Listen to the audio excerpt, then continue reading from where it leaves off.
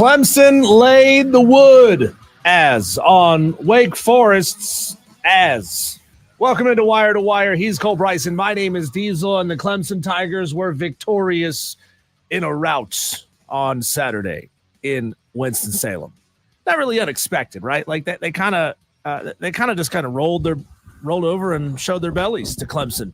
As a matter of fact, Dave Clawson was doing it all last week, saying, what Dabo Swinney's doing down there in the transfer portal, I really like it. I really like what he's doing. He must be campaigning to get on Dabo Swinney's staff once Wake Forest finally cans his ass. Be a good hire. Yeah, would be to have another sitting former head coach on your staff. Why not do it the Nick Saban way, Dabo Swinney? You can bring some old sitting head coaches. They know a lot, right? Right. Bring him onto your staff, rehab his image a little bit, and then, Western Carolina can hire him down the road. Oh, God. That's rough. 49-14, Clemson laid the wood on Wake Forest. Kind of a boring, sleepy football game if you're a wider college football fan. If you're a Clemson fan, you absolutely loved it because, man, they put up a ton of yards, a ton of points all over again. It was really the second quarter that put this thing out of reach. Clemson scored 28 to Wake Forest's just 14 points by that point in the game. No points for Clemson in the first quarter. Kind of a slow start. You should be a little bit nervous by that if you're a Clemson fan. You've seen them put up a ton of points in the first quarter. Would they put up like 1 million in the first quarter against App State? And then they put up nothing in the first quarter against Wake Forest. Against a bad football team. Let's be real. Wake Forest now 2-4 after the loss to Clemson. But if you're a Clemson fan, if you watched it on television, you saw that Orange really took over that football stadium. I don't know what the deal was, man. Wake Forest fans just stopped buying tickets. It really did look like a Clemson home game. It really did, man. It looked not too dissimilar from what we saw in Charlotte yesterday. You were there, right? Yeah, I was there. You were there. You sent me a photo. Said what was the way you characterized it? Spring game. A spring game in Charlotte. I wasn't watching the first quarter of that game. I was doing some honeydew projects, getting that kind of stuff done, which, by the way, we did.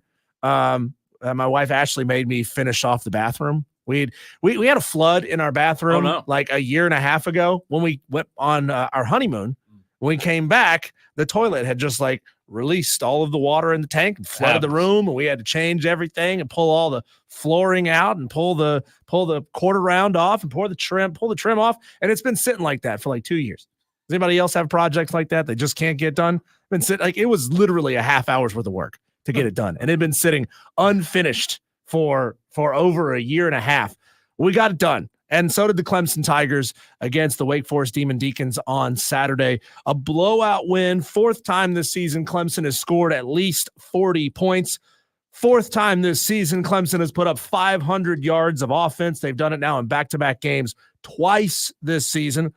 4 times this season, Clemson has reached 200 yards passing and 200 yards rushing. Second only to Ole Miss in that category. That's a good place to be, I guess. The defense, as good as you think it is, Clemson's defense doesn't rank that highly in the national scheme of things. 60th overall, giving about 100 yards up more per game than the best defenses in college football, Cole. But really, I mean, what else can you say about such a dominant performance? It's more fun to talk about close football games. It is. And you know what? I did a sports spin, Diesel, for all of the stations here, and I was asking the question about boredom because, no Clemson fan out there will ever apologize for winning a game, especially winning in big fashion. However, it is getting to the point now where they're just kicking everybody's butt. Now, I will say this. Cade Klubnik's he's absolutely demolishing defenses, regardless of how the other teams are, Diesel, whether they're really good or really bad.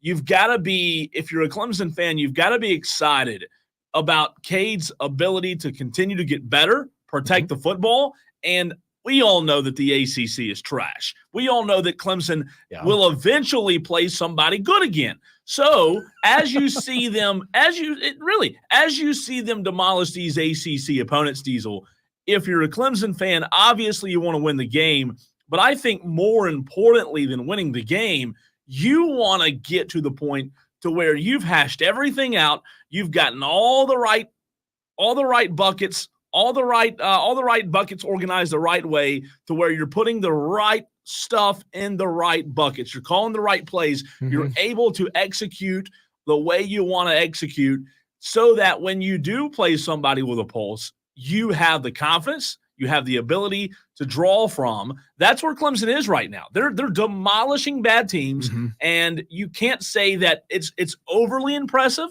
Yeah, it's impressive that Cade's playing as well as he is, but other than that, I try not to knee-jerk a lot to these blowouts because, again, Wake Forest is a bad team. Yeah, you're doing what you should be doing against weak competition. That's right. And, we have to be able to give credit for that. The Florida State game was, to me, a little bit suspect considering you took your foot off the gas for the entire second half in that football game. If you had beaten Florida State 49-14 instead of beating them 29-13, I'd say, okay, well, this Clemson team kind of feels like Clemson of the late 2000s, right? Or like late 2010s, when you were beating the tar out of everybody on your schedule. You got to the playoff where you were actually playing difficult opponents, and then you showed, okay, it's not just against weak opponents. So we're going to have a big question mark on this team for the entirety of the season. We will. Until they play somebody good. But rightfully so, right? And we asked that question a week or so ago.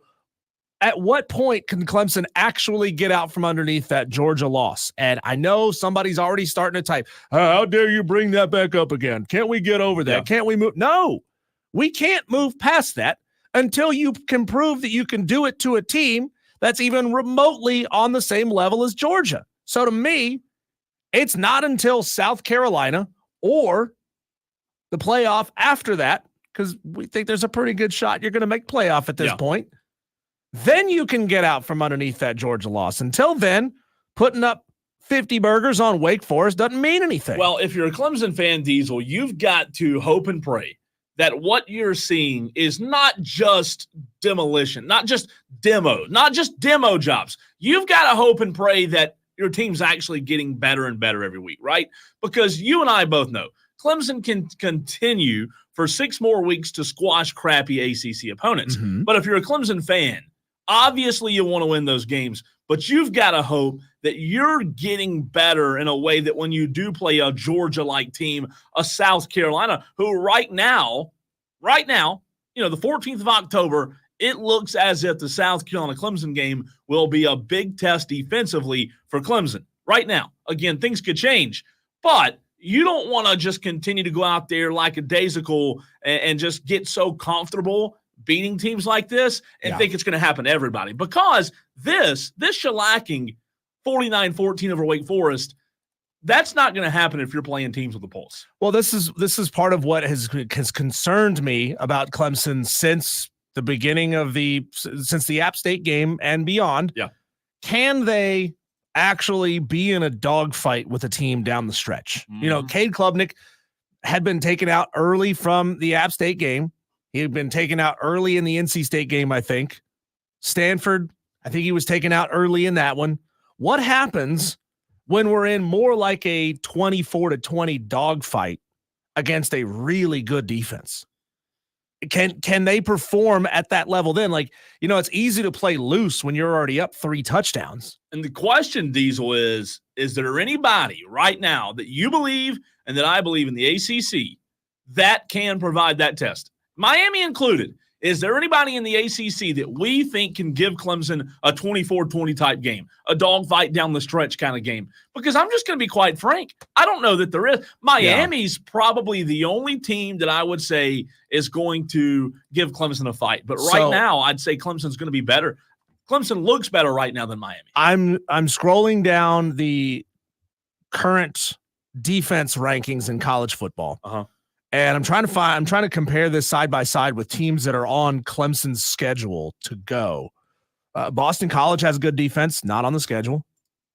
Georgia Tech has a good defense, not on the schedule. We're talking top 50 defenses, and this is the bottom end of the top 50s, 35 to 50 range. Right. Louisville, to my mind, is the only team on this list inside the top 50 that Clemson has on its schedule right now. Louisville is number 43 with the 43rd best defense in college football, giving up 335 yards of offense per game. Compare that, Colin. This is just absurd. Yeah. The range from defense number 1 to defense number 50 is 110 yards. Texas has given up 229 yards of offense a game. Sure. You go down to Louisville, they're giving up 335 yards per game. So the difference between 1 and 43 is 115 yards of offense per game. That's massive. That's a touchdown. Yeah, it is. Right? That's a touchdown difference. And then you go down after that, man, do they even play SMU? No, they don't. They do not. Then you get outside the top 50 and like, all right, then you got some ACC defenses coming. Clemson has number 60. After that, Syracuse. Do they play Syracuse? No, they don't. So Clemson is not going to play that many good defenses this year. You've already played Georgia. You've got Louisville coming up. Outside of that, you're playing garbage defenses. So I want to caution Clemson fans. This sounds like I'm raining on your parade on a Monday morning. I'm not peeing down your leg, I promise. But I'm just telling you, don't get overhyped on what you're doing offensively because you're playing nothing defenses. And to add to that, don't get overhyped if you don't know if you can do it against good teams. If you I don't have a problem, Diesel, if you're a Clemson fan out there and you fully believe that this team's worlds better than it was when it played Georgia a couple of months ago, if you believe that, then fine. Buy all the hype, buy all the stock you want. But until you actually see proof in the pudding, until I see proof in the pudding that you can do what you said a few minutes ago and hang with those teams, because it showed in the second half that not only could you not beat Georgia, you couldn't hang with them, right? So again, I'm not either. I'm not raining on the parade. Clemson fans should be ecstatic that they've won 5 games in a row, if you will, and absolutely crushed their opponents. They look the part. They look worlds better, Diesel, than anybody else in the ACC. And if we go back to not long ago when they were winning titles with Deshaun Watson and Trevor Lawrence, guess what they did? They looked worlds better than everyone else in the ACC, right? They had a slip up here and there along the way, especially in those 2 years they won the national championship, right? Pitt was a little bit of a slip up one year. However, Clemson's doing what they're supposed to do. They're absolutely manhandling. Klubnik yesterday, 31 of 41, 309 yards, 3 touchdowns not yesterday. Incredible QBR. Christopher Vizina seeing time. So they're doing, Diesel, exactly what they're supposed to be doing. Mm-hmm. I want to be very clear. I don't want it either to sound like I'm raining on the parade. I would just say celebrate the win. Absolutely be excited about the win. Celebrate, but also be cautious about where you are compared to who you're playing. Well, and a good way to put this is Clemson fans, don't get soft. Don't assume that beating the tar out of Wake Forest means much, right? Keep that dogfight mentality in the back of your head and understand you're going to have to pull it out at some point. Texter wants to know, where is South Carolina in the defensive rankings? South Carolina currently sits number 20, giving up less than 300 yards of offense per game. Now, Texters, you're a little off base here. Texter says, bleep Clemson, talk about the Gamecocks. We are. Texter, we are definitely going to talk about the South Carolina game, but we talk about winners first on the show. We don't talk about teams that lose first. We talk about teams that win first. And you should also appreciate what we're doing here because we're talking about Clemson, but we're also telling you, don't get overhyped about how good you are. Don't we have texters and people on Facebook and people in the web stream go back and forth at each other all the time about this weak ACC schedule? We're confirming what you already believe, and you're mad at us for doing it. Well, the reality is no one wants to think about it. Clemson fans don't want to think about that. That's the reality. The reality is Clemson fans want to win and not have to hear any other narratives. They want to win, Diesel, and beat up on teams in the ACC who have disabilities, but they don't want to hear any other narrative. They don't want to hear anything about Georgia. They don't want to hear anything about what could come in the SEC in the playoffs and against other SEC opponents. They don't want to hear any of that. But we're just saying, hey, you look great. You look great. But you look great against teams that you're supposed to look great against. Right. I will say this, and I think this is Dewey calling in. I'll check in just a second. The defense, Diesel, when you talk about Clemson and Miami, I think they're both really good teams, but the defense for Clemson, for me, may be what separates the two. I think they're both close, but I think Clemson's defense may be better. Yeah, I don't disagree with that. Clemson's defense is playing solid football. It's certainly skewed with 6 games under their belt at this point. 6 games under their belt. The Georgia game and the NC State game, really the only two where you gave up a whole lot defensively. You gave up a ton defensively against Georgia. You still let NC State score 35 points on you, right? So those 2 games are skewing things.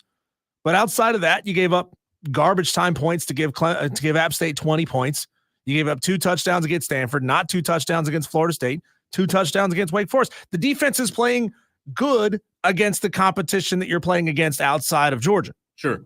844 fan phone, 844-326-3663. That is the number that you can call to get in touch with the show. It's the Renewal by Anderson of the Carolinas fan phone. Dewey wants to chime in, and we're not even talking Gamecocks. What's up, Dewey? I got a couple things to say. I'm very angry. First of all, I'm angry because I have to agree with you about Clemson. Okay. When it comes down to it, they're going to win the rest of their games. Then they're going to hit South Carolina head on. That's going to be the end of them. And then if they make the playoffs, they're not going to win their first round. Second of all,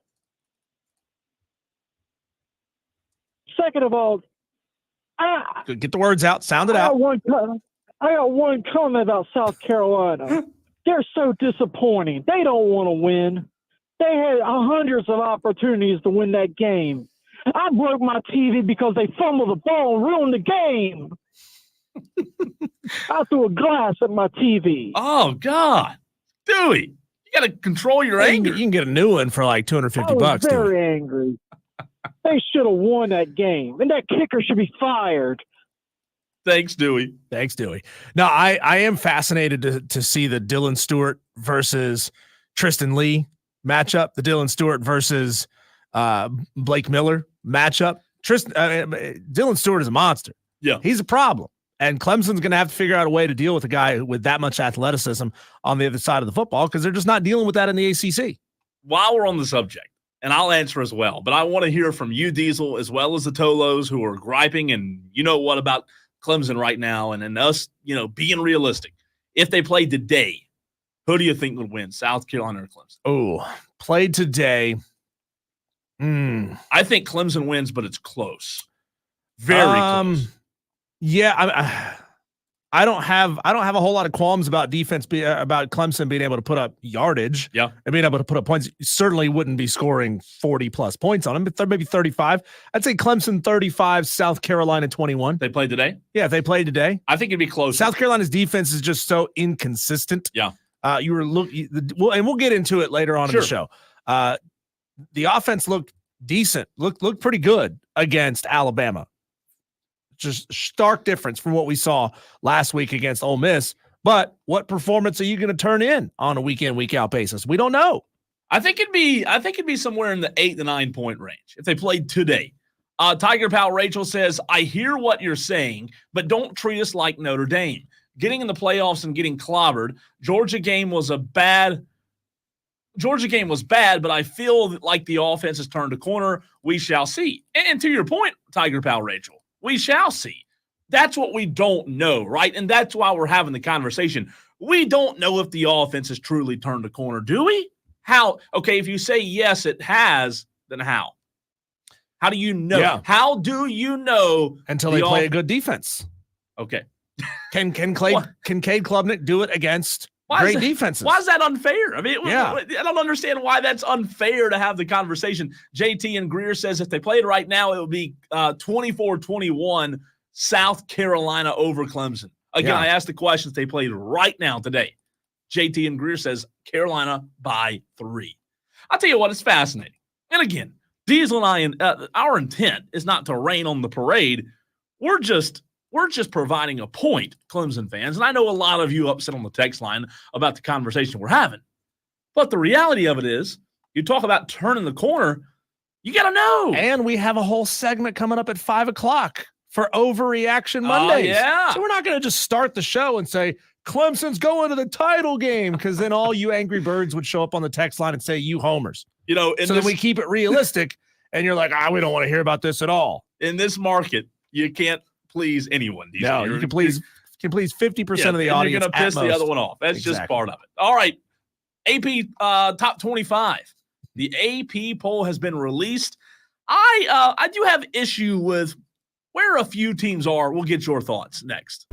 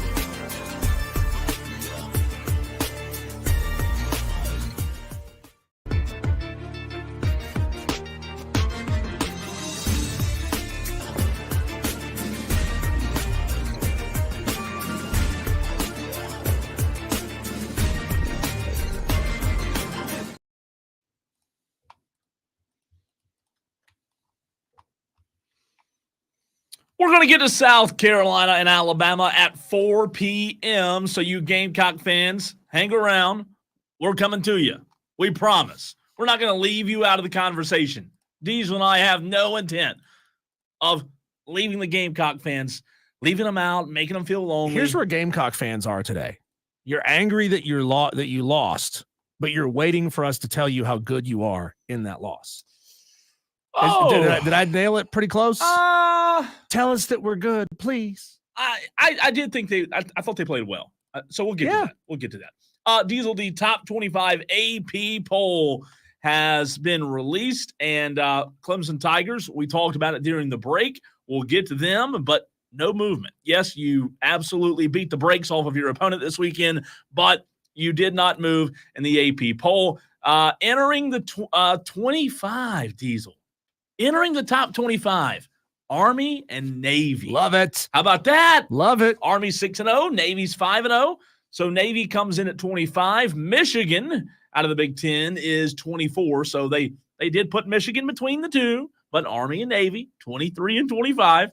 That's I tell you this, that's a first. I mean, for me, reading a top 25 in my lifetime. This feels like we're living in the 1950s and 60s, right? Right. I used to hear stories about how great Army was and how Army used to win national titles back in the day of like silent film. I love it though. Yeah. I love it. Yeah. Both are in the top 25. It stinks that like we don't get that anymore in college football. At least not maybe running for national championships, but being good, right? Being relevant on the national scene, at least not with Army. Navy has been pretty solid over the past 15 to 25 years. But Army, they've always been a little bit less than. So as I work my way up to the top 10 or the top 12, Diesel, when we get toward the playoff, the playoff mark, as I work my way up, stop me if any of these surprise you or you disagree with them. Illinois comes in. They moved up one spot at 22. SMU moved up to 21. They moved up 4 spots, now 5-1 on the season. Pittsburgh moved up 2 spots, Diesel, after squeaking by their opponent Saturday. They didn't look. So here's where I do have a little issue. Pittsburgh 6-0. And I know a 6-0 record, it looks great, right? They're bowl eligible. They moved up 2 spots. They're now 20. But I don't know that Pittsburgh's – I don't know. I have a little issue with them being 20. A 17-15 home win against a team that had to travel all the way across the country, that doesn't really impress. Yeah, who was it? Shania Twain sang that song. That don't impress me. No, it doesn't impress me either. Missouri moves up 2 spots at 19 after, obviously we all know what happened last weekend with Missouri. So they move up 2 spots. Ole Miss, Diesel, 18 in the country. They dropped 9 spots over the weekend. I'm telling you, man, Ole Miss obviously didn't look the part on Saturday. But does it surprise you at all that they plummeted by 9 spots, now 18? That seems a little penal without upsetting some of our softer members of our audience. I mean, you dropped 9 spots after a road loss at LSU by 3 points in overtime? Like, what? What's fascinating about that is, man, with them in the SEC, they lose one more. They're gone. Dunzo. They're out of the top 25. And then think about that. You could make an argument down the stretch that surely Ole Miss would be better than, let's just say, Miami doesn't win the ACC championship or SMU. You could certainly easily make that argument and say, shouldn't Ole Miss, like 4th place in the SEC or 5th place in the SEC, aren't they a better team? Yeah, but probably. Think about the preseason conversations you and I were having about Ole Miss, Jackson This Dart. is their year. I literally said, this could be their year. This could be it. And now they're a loss away from not even being in the top 25. If that happens, I have not paid any attention to the Lane Kiffin to Florida conversation because I think it's absurd. He's making a ton of money at Ole Miss. People just want him there because they like the schadenfreude of having Lane Kiffin head there. Yeah. Leaving a conference foe. What is it, like his ex-wife, a big booster at Florida or something like that? Like fans would love it. And it's easy to, easy water cooler conversation, but I don't see it happening. He's got everything he could possibly want and a huge salary. at Ole Miss, and he doesn't have nearly the pressure that he would have on him at Florida. I think Lane Kiffin would be an idiot if he left Ole Miss for Florida. Well, there might not be a job opening. Yeah. Florida's playing good football. That's true. They're playing good, man. They almost won. Moral victories. That's right. Hey, they'll take him right now in Gainesville. Right. Diesel, Kansas State, who I did see some of their game, they're a pretty good team. I think Kansas State might be a little bit better than 17 in the country. They moved up one spot. I really like what I've seen from them. Colorado played them close, but Kansas State's not bad. They're not bad. So they move up to 17. Indiana jumps 2 spots, goes to 16. Look at Kurt Cignetti. How about First year in the Big Ten, ranked in the top 20. That's right. In the top 20 at 15, Diesel. As of right now, the team that we feel like is going to be in the college football playoff, Boise State, 5-1. They jumped up 2 spots in the AP poll, Diesel. They are, as of right now, the highest ranked G5 team, and it looks like they will be going to a playoff. I've heard a lot of conversation about this, Cole. If Boise State continues on this run, would they deserve a top 4 spot? Or certainly, would they deserve to be ranked somewhere other than 12th? So I'll tell you this. When the week you were on vacation, I did my playoff predictions. Mm-hmm. I had Boise State at 7. Interesting. Which is high. Yeah. Which is very, very high. I had Boise State at 7 in the country. Now, as of right now, Diesel, do I think they'll be ranked 7th when it's all said and done? Probably not. But this is not – Boise State's a good team. Well, and the committee can fudge the numbers and put somebody where they want to put them, right, for the purpose of making a more compelling bracket. The 7 seed, Cole, would face the 10. Yeah. And the winner would go face the number 2 seed after coming off a bye. But hey, so right now that would be Oregon. God, Boise. Could you imagine Boise State, Oregon again? Well, here's what I like about that. You said the 7 plays the 10. That's correct. A winnable game if they finish in either spot. Yeah. To me, it is. Yeah. And again, I don't think they're world beaters. But I think we had the conversation a few months ago about how long will it take the G5 team to actually win a playoff. I don't know, man. They might surprise some people. A&M Diesel moves up to 14. They moved up a spot. BYU also moved up a spot to 13. Notre Dame fell 1 spot, and they are now at 12 in the AP poll. At 11, a team that fell 3 spots further down than the Clemson Tigers even. Clemson at 10, Tennessee at 11 after falling 3 spots. Tennessee should have blown the doors off of Florida. They should have. Should have. Yeah. There's no reason why this team, who was putting up 51 points against NC State, 71 points against Kent State. I get it. Now that they've gotten into SEC play, man, their offense has disappeared. It's disappeared, and I watched that game. Defense is still really good at Tennessee. And look, give them credit for the win, right? Because good teams find ways to win, Diesel. However, they didn't look the part. I'm just telling you. I watched the majority of that game. Florida very easily could have won that game. I mean, Florida played well. Yeah. And Tennessee didn't. Well, to your point previously about Billy Napier and his job, whether or not it's safe in Florida, they don't care. No, they don't care. That fan base does not care about moral victories, and neither should they, nor should they. They should not care about moral victories. Coming close against Tennessee shouldn't mean anything. I'm with you. If you're South Carolina, coming close against Alabama shouldn't mean anything to you. You need to win the games. Got to win. At 10, Clemson, no movement. Any issue with the Tigers not moving over the weekend? That's what's fascinating to me, and that says a lot about what the AP voters think of Clemson's strength of schedule. Wake Forest. And beating the crap out of Wake Forest. You put up almost a 50 burger on them. You have 500 yards of offense. You look like you're rolling. You look like Clemson of old. Yeah. And then they say, yeah, no, we're not going to move you. We're gonna have LSU jump you. We're gonna have Iowa State jump you. I mean, that to me is pretty telling about what they think of the strength of schedule. I don't have a huge issue with it, Diesel. I don't think at this point you could make a legitimate argument that Clemson is a top 10 team when you compare them against who is ahead of them in the top 10. Yeah. I don't have a problem. Iowa State's the only one that I might say Clemson could beat. Again, that's the oddball. That's the oddball because Iowa State squeaked past a mediocre West Virginia. Yeah. yesterday or on Saturday. I mean, 28-16.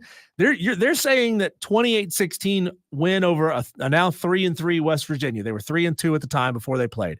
Sure. A 12-point win over a 3-2 West Virginia is more impressive than a blowout win against Wake Forest. I can't say you're wrong. I do think Clemson, based on what happened, should have moved up to 9. Iowa State should be 10. That's just me.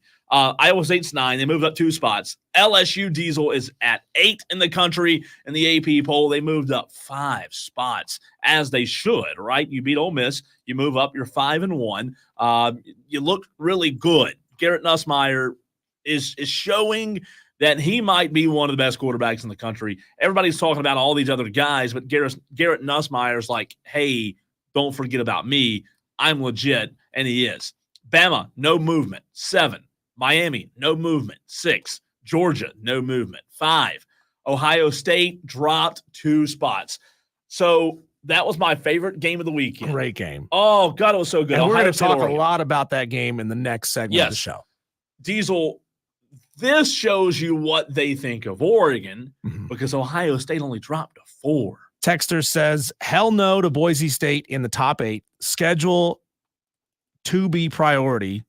I think he says schedule has to be a priority. If South Carolina had their schedule, they would be undefeated. Okay, we're going to ignore that if South Carolina had their schedule, it'd be undefeated thing. Schedule has to be a priority. Okay, so let's look at Boise State's schedule. First of all, you can only play who's on your schedule.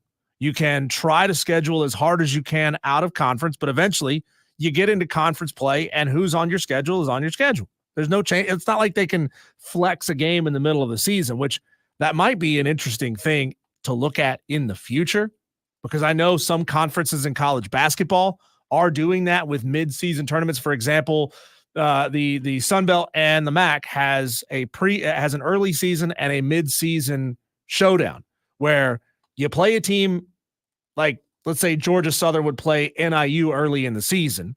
And if Georgia Southern is the number 1 team in the Sun Belt, they would play the number 1 team in the MAC to try to boost some strength of schedule down the stretch, right? So whoever wins that game is going to get a good boost on their strength of schedule instead of playing a potentially weak conference schedule down the line here. But Boise State had a 3-point loss to the now number 2 team in the country, Oregon, and they had a blowout win against Washington State. Outside of that, Georgia Southern, Portland State, Utah State, Hawaii. Not the strongest schedule. Then again, look around the SEC. Not everybody there has a strong strength of schedule at this point either. So just arguing apples to apples, yeah, it's going to get tougher down the stretch for the SEC teams than it will for Boise State. But it's Boise State's job to look impressive the rest of the way. Yeah, and they have. But Boise State they have a Heisman contender running back who is incredible. Yeah. They've beaten a former power team in Washington State. They still have a little bit of that power stink on them. And they took Oregon, the number 2 team in the country, to the wire.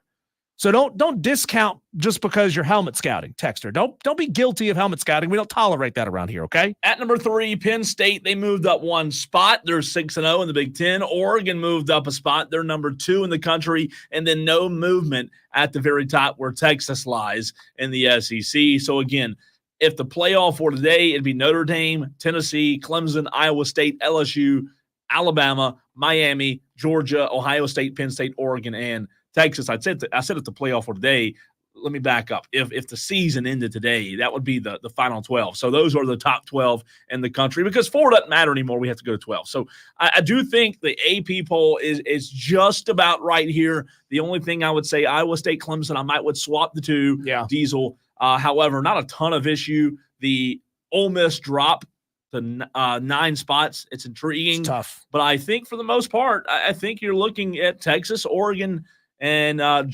don't know if Penn State is. We'll see. I might have been wrong there. Penn State's number 3, but I think these are the best teams in the country. Cole, we mentioned Lane Kiffin in that segment, and I'm going to pose a question to you and the Tolos in the very next one. Is Dan Lanning at Oregon the West Coast Kiffin? I'll explain what I mean and ask you that question next, right here on the Fan Upstates.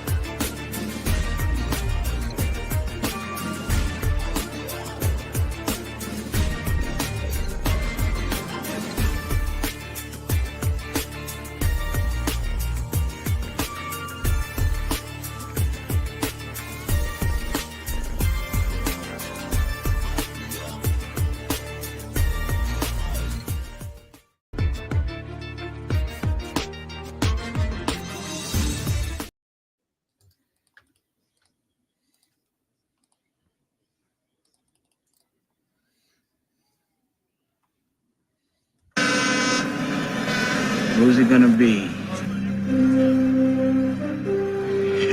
Oh yeah, there's my. Remember, the ball must travel 10 yards. It's loose. Mud Dogs football. That's play-by-play from Oregon, doinking an onside kick off of some poor, defenseless, doesn't even have his name on the back of his jersey, Ohio State up man. You went there. Brutal, and genius. If that's what Dan Lanning intended to do.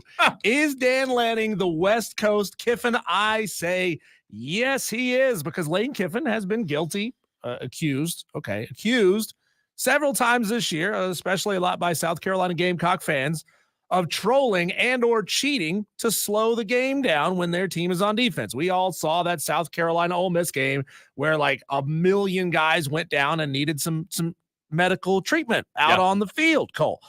But Dan Lanning, what he did not once but twice in this game leads me to believe that he is an absolute genius and an absolute jerk in the best possible way. So the actual situation, Cole, that happened when Oregon in the first half, they were down 14-12 at the time. The Oregon kicker, Andrew Boyle, blasted a line drive off of Ohio State's number 48. The ball went bouncing all over the place because you don't expect the ball to come at you like a friggin' rifle slug when you're playing up position like that, right? Yeah. And you should be able to know when they're a good situation, when they're going to kick an onside kick. But the Ohio State player didn't have time to react. It went off of his shoulder pad, and it ended up being recovered by Oregon. And by the way, again, that guy did not even have his name on the back of his jersey. He was wearing number 48, which is a shared number with the long snapper. So they found the guy that looked a little bit nervous. I don't know when the last time was you saw the water boy, but that guy looked nervous, deathly afraid of getting the ball, and he blasted it right at him. Bobby Boucher. I didn't have that on my bingo card for Bobby Boucher being mentioned. You're welcome. I do like it. I'll tell you this. It's been way too long since I've watched the Water Boy. Way too long. I don't know if I've seen any interview clips since Saturday night if Dan Lanning admitted that was the plan. Yeah. But if it was absolutely brilliant. I love when teams go for the unexpected onside kick early in the game, especially when it works. If it doesn't work, it's idiotic. Shane Beamer going for a fake punt in the first quarter against Ole Miss. Didn't work for you then. It was idiotic, but hey, this one worked, so it was genius.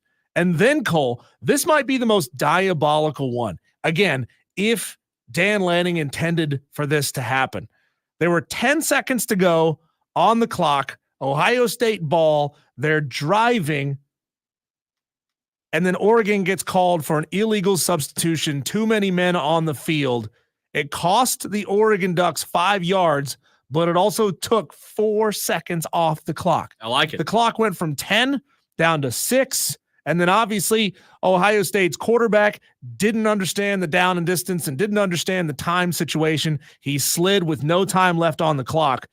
But if Dan Lanning did this on purpose, because if you watch that play again, Cole, all 12 guys seemed to be lined up like they knew exactly where they were supposed to be. Yeah.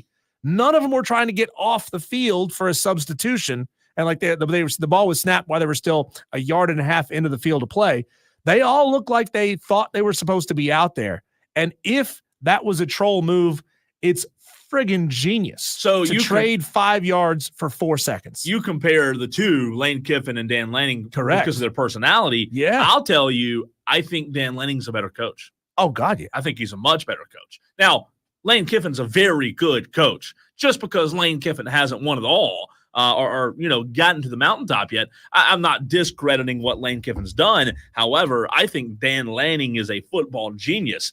That was, in my opinion, the best game of the weekend, by far. I mean, you talk about that first half. Oh, my God. First half was so good. And then the way that ended, listen, Will Howard, despite the loss, Will Howard's amazing. I really like Ohio State. I picked them to win the entire national championship. I wouldn't say that out loud outside this building. I would. I like it. I like when I see them they come running. The Ohio State fans come running I think, again, I picked Ohio State to win the national championship before the season started, Diesel. I think Ohio State, granted, Oregon won the football game and Ohio State can't stand to lose. I still think they're in a good spot. I'll talk more about it at 5, but Will Howard and Dylan Gabriel, those two quarterbacks going head-to-head, I mean, you talk about fun to watch. There was no better game on Saturday. I know Bama, Carolina was a good game, but, man, you've just got to tip your hat to Will Howard, even with the loss. That team's super loaded. I've got to find a way to go back and rewatch this one. I was watching – I watched the tail end of it live. Yeah. But I was also flipping back and forth between that one and LSU Ole Miss, which was a phenomenal football game. Overtime. As much as people will look at Ole Miss's record and say, oh, they're not a very good football team, that was a phenomenal football game. And our friend Chris Phillips was there. He actually rushed the field with the LSU faithful. But both were phenomenal football games. I gotta go back and rewatch that one. So good, man. And to see a second college student on game day kick a field goal and make it, and to watch somebody getting their head shaved by Puddles the Duck directly over Nick Saban's shoulder. Telling you. He's trying to do serious commentary. Yeah. And these chuckleheads out there are making him look like a sideshow. The best part was Pat McAfee tried to get him to acknowledge it. Saban did not acknowledge it. He stayed on script. He hates this. He's like, it looks I'll say this real quick. It looks as if he hates it. I don't think he does. I think that's just his personality. It's a lot of fun, though. It is so much fun. Speaking of fun, the Gamecocks were this close to having a lot of fun in Tuscaloosa on Saturday. Gamecock fans, we told you we'd get to it. Our thoughts, South Carolina fell just short in Tuscaloosa. That next.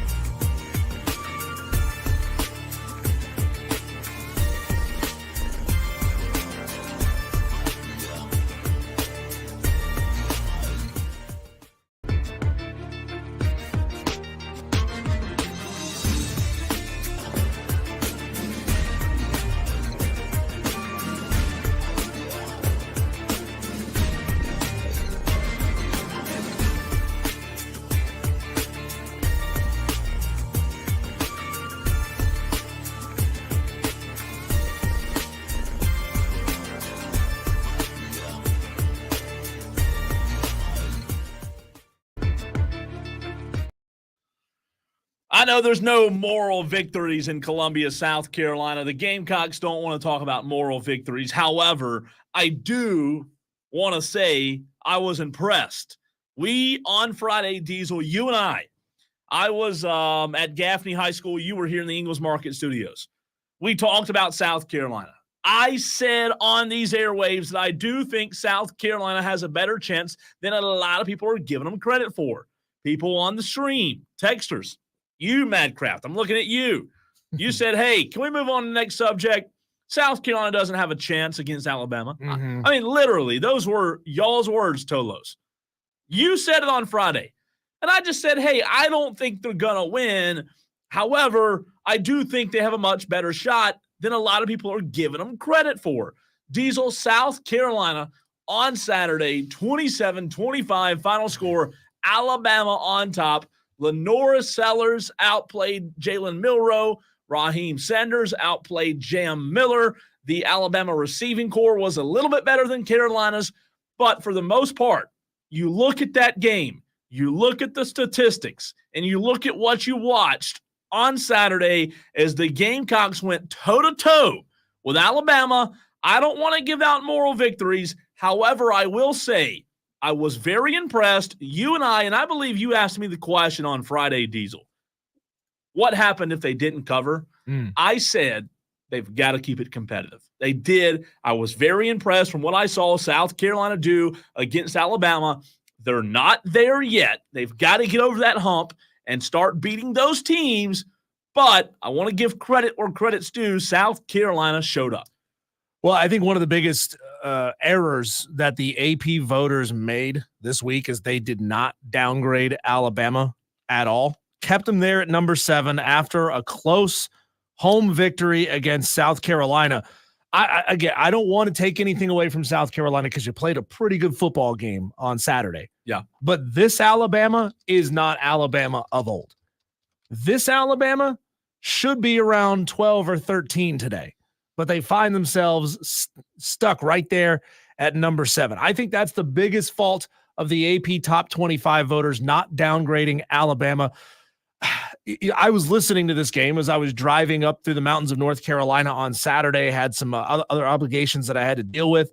So I didn't get to watch the game. I was listening to this football game. It seemed to me like Alabama was just making a lot of uncharacteristic Alabama mistakes. South Carolina played well. Alabama made some mistakes, had 2 interceptions in that game, had a fumble, I believe, as well, that they didn't lose, but they did get it back. But Alabama, this was the recipe for an upset. I mean, it was tailor-made for you to take control of this thing and win it late. It was tailor-made situation for an upset, for a top 10 upset. I don't think it should have been a top 10 game, but it was. I mean, credit to everybody on that South Carolina offensive side of the football. Lenora Sellers, 238 through the air. Yep. That's crazy. He had himself a big old day. Jalen Milroe had 209. Rocket Sanders had 80 yards and a touchdown in the game, had one big run that he busted open, had himself a big day. So South Carolina, you had a chance.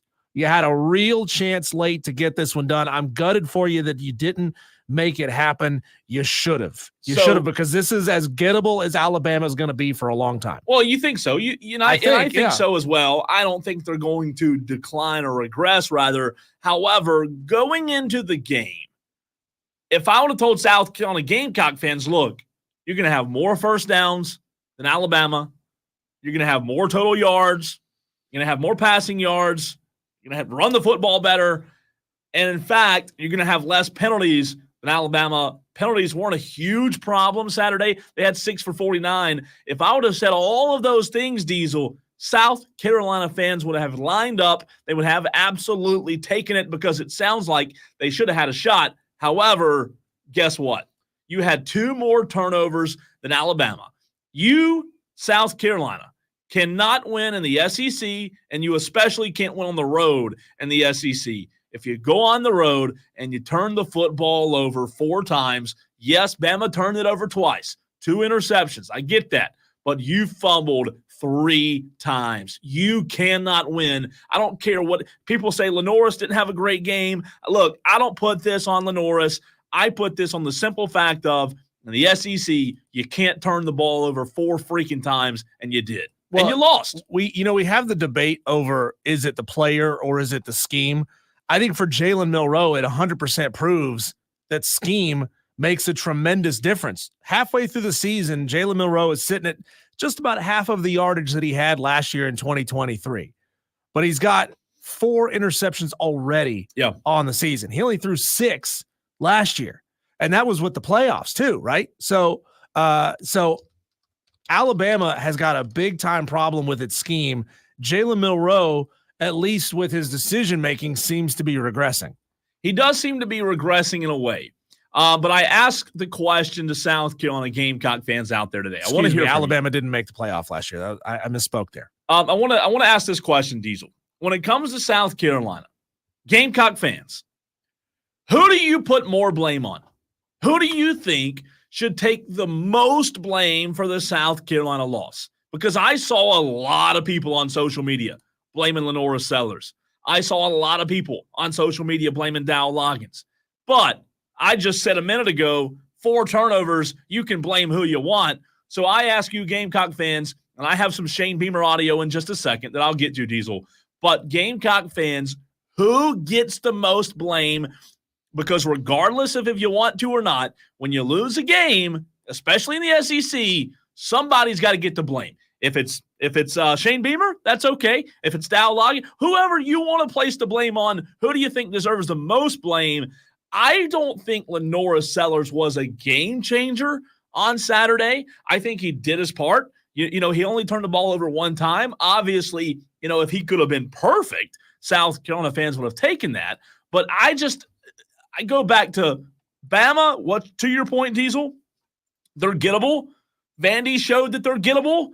However, when you play Bama, regardless of if they're the Bama of old or Bama now, you have to limit your mistakes. South Carolina did the opposite of limiting their mistakes, and that just goes to show, regardless of how you look at Alabama and regardless of how much you think they dropped off, you still have to take care of the football. Yeah, the conversation we had last week was if South Carolina wins versus if they get blown out. We didn't really talk about what could happen right there in the middle, and I was completely off base thinking that Alabama would take that loss to Vanderbilt, use it to refocus, and trounce South Carolina.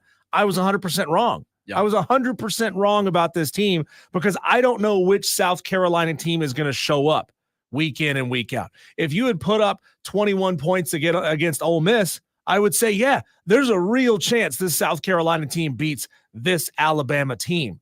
But I don't know which South Carolina is going to show up. And to me, that firmly places all of the blame and the credit at the same time on Shane Beamer.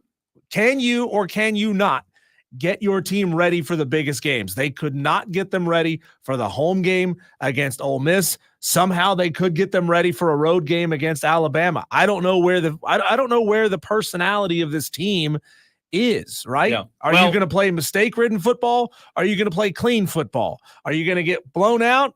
Or are you going to compete with the best of the best? I genuinely don't know who this team is. Diesel, before I get to this Beamer audio, what's weird is they play better on the road. They play better on the road than they do at home. And that's what I don't understand. They play better football when they're away from Willie B. It's wild. Here's what Shane Beamer had to say after the game. Obviously, a great college football game. Congrats to Alabama. They made more plays than we did at the end. Proud of the fight of our team coming down here. No one was surprised by our performance. We expected this. We competed our butts off all 3 phases. Everybody expected to win the football game. Came up a little bit short at the end, but really, really proud of our guys. Credit to Alabama. Like I said, they coming off the loss to last week that they had. And then going into halftime, we had momentum, and then they came back out and made more plays than we did in the second half. Questions? Very short intro, right? Yeah. What I find interesting about his opening statement there, Cole, and this has been a criticism that I've had of Shane Beamer for a long time. In his post-game press conferences, you get that shell-shocked sad boy, Shane Beamer. Like, turn that, what you just had, Shane, into resolve, right? Go into this and say, I am damn proud of the way our team fought this week. We had some mistakes, yes, but we just went toe-to-toe with a really, really good football team with a top 10 Alabama. So proud of the way Lenora Sellers played. So proud of the way Rocket Sanders played. So proud of the way our freshman Mazio Bennett played. Go into your press conference like that, right? Don't give me piss and vinegar all week and then give me somebody peed in my cornflakes after we lose. Come on, Shane. Be more positive, Diesel said. Yeah. Let's hear what a reporter said. Yeah, you can't go on the road in the SEC and turn the ball over. Yeah, there you go. Look, I'll play more, but there's no more to be. There's no need to. Like, you and I can talk about 100 different things. Beamer, the reporters, any other show across the state can talk about 100 different reasons they lost. It's very simple. I'll play it again. It's one answer describes this entire loss. David Cloninger, by the way, you can't go on the road in the SEC and turn the ball over. You can't. Very short answer. Shane, what does it say about your team to go out from?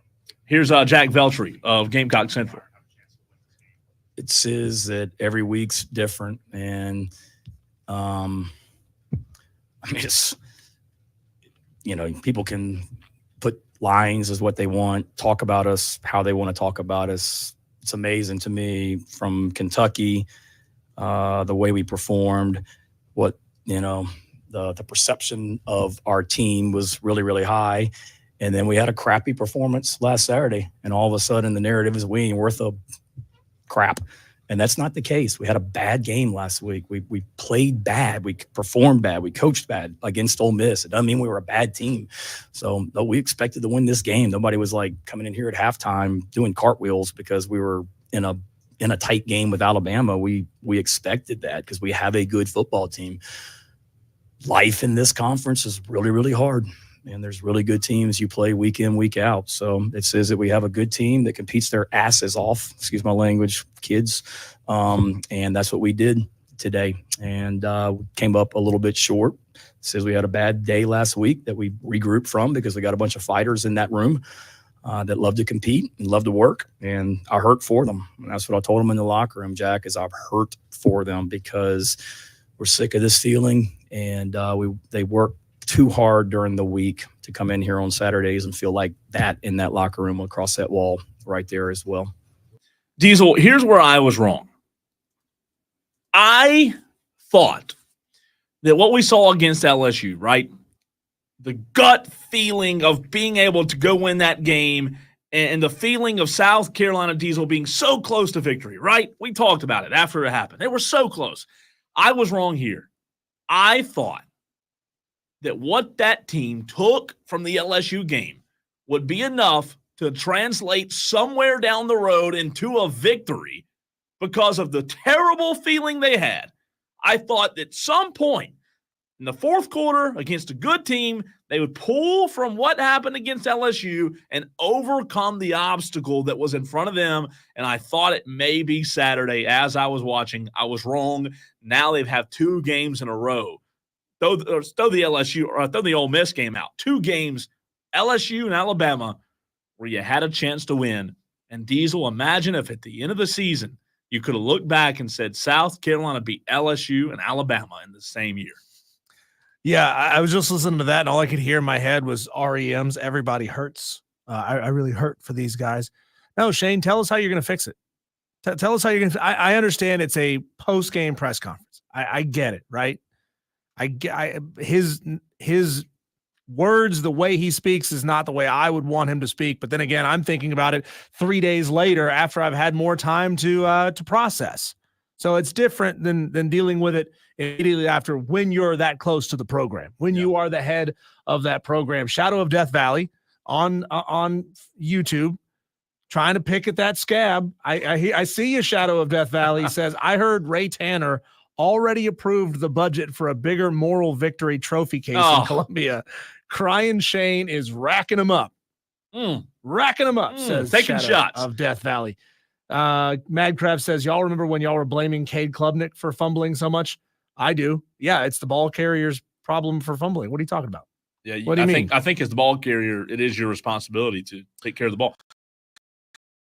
Texter says, Diesel, I believe the Gamecock defense is just that good, not Alabama mistakes. Texter says, Bama did make the playoffs, lost to Michigan. Texter says, it's the turnovers, the blame is there, Matt M. So Matt M answering my question about what do you blame? And Matt, I agree with you. Texter from the 203 says, Lenore's put the ball on the ground twice. The second one was brutal, all caps. Also, our kicker is literal garbage. Texter, I hate calling a college athlete garbage, but South Carolina's kicker is not good. Not good at all. You know what that game did show me is that South Carolina has done a fantastic job recruiting talent. Your talent on your team is not the problem. It is not the problem. Maybe it's inexperience on the team. And I'd have to go back and find out, is that kicker new? Is that kicker a freshman? Is this his first year kicking in the SEC? Now, if he's a junior, senior, and he's still making these kinds of mistakes, okay, yeah, that's a big problem. But pardon me for not knowing, the class of the kicker on this team. But Cole, I mean, you've got a lot of talent on this team. And as it takes time to develop, and this is going to be maybe one of Shane Beamer's toughest jobs in the offseason, is holding this roster together. Mazio Bennett's fantastic. Lenore Sellers is fantastic. As young players, still needing time to develop. They are really, really good. Nick Harbor had a big play, right? That touchdown catch. So, and we've been asking forever, when is Nick Harbor going to get really involved? I think you've got some really, really good pieces on this team. They're just going to need time to develop. And if you can keep them around, you got to start feeling really good about this team's chances next year and the year after. Maybe they're just a year away from being favorited in these kind of games. I want to comment on that. Madcraft says, Cole, going back to his prior comment, he says, Cole, you said you weren't going to blame Lenore Sellers 5 minutes ago. Madcraft, I'm not going to blame Lenore Sellers for the loss. I don't put that game 100% on Lenore Sellers. I don't. I think Lenore's played well enough for the Gamecocks to win. Other things happened. Yes, he fumbled the ball. But I'm telling you, watch the game. Watch the game. If you watch the game Saturday, did he play his best game? No. But if you watch that game, you cannot say, oh, they lost because of Lenore Sellers. He outplayed Jalen Milroe. He was not was he a problem? Yeah, but I don't put 100% of it on Lenore Sellers. To your comment, Diesel, about Carolina, where they are, I agree with you, and I'll tell you this. He has recruited well. And now we talk about the transfer portal. You and I have had the conversation, how do you use the portal? How should Clemson use it? How should Dabo use it? How should other teams use it? I think Carolina right now needs to cash in. They need to cash in and use the portal in the right way to get the game breakers they need, because they're close. They really are. However, you said it. In order to go get that game breaker and have this team elevate to the next level, you've got to keep the guys you have. And that's going to be what defines this era of Shane Beamer at South Carolina.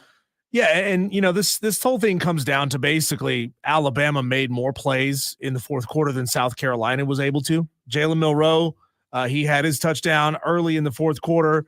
You had a second Alabama touchdown in the fourth quarter. Remember, they went for two. Alabama went for two on that first touchdown in the fourth quarter. Didn't get it. That would have made that game 22-19. And then, of course, it would have been 29-19 after that second touchdown. So this game could have been out of reach. It wasn't. South Carolina didn't convert on that 2-point conversion late, and it's just kind of that, so close. They were so close. You had the opportunity. It wasn't a clean football game from either side. It wasn't a perfect football game from either side, and it would have taken a perfect game from South Carolina to win this one.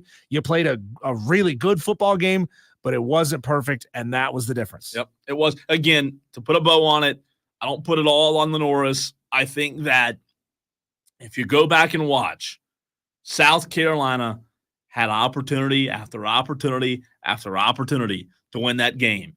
You can put it all on the Norris if you want to, but I'm telling you, it's a team game. It's a team game, and I just say, I really mean that. When we come back, Cole, we talk to David Hood of TigerNet after Clemson put a hurting on Wake Forest in Winston-Salem. What did we really learn, if anything, about this team over the weekend? That's coming up next.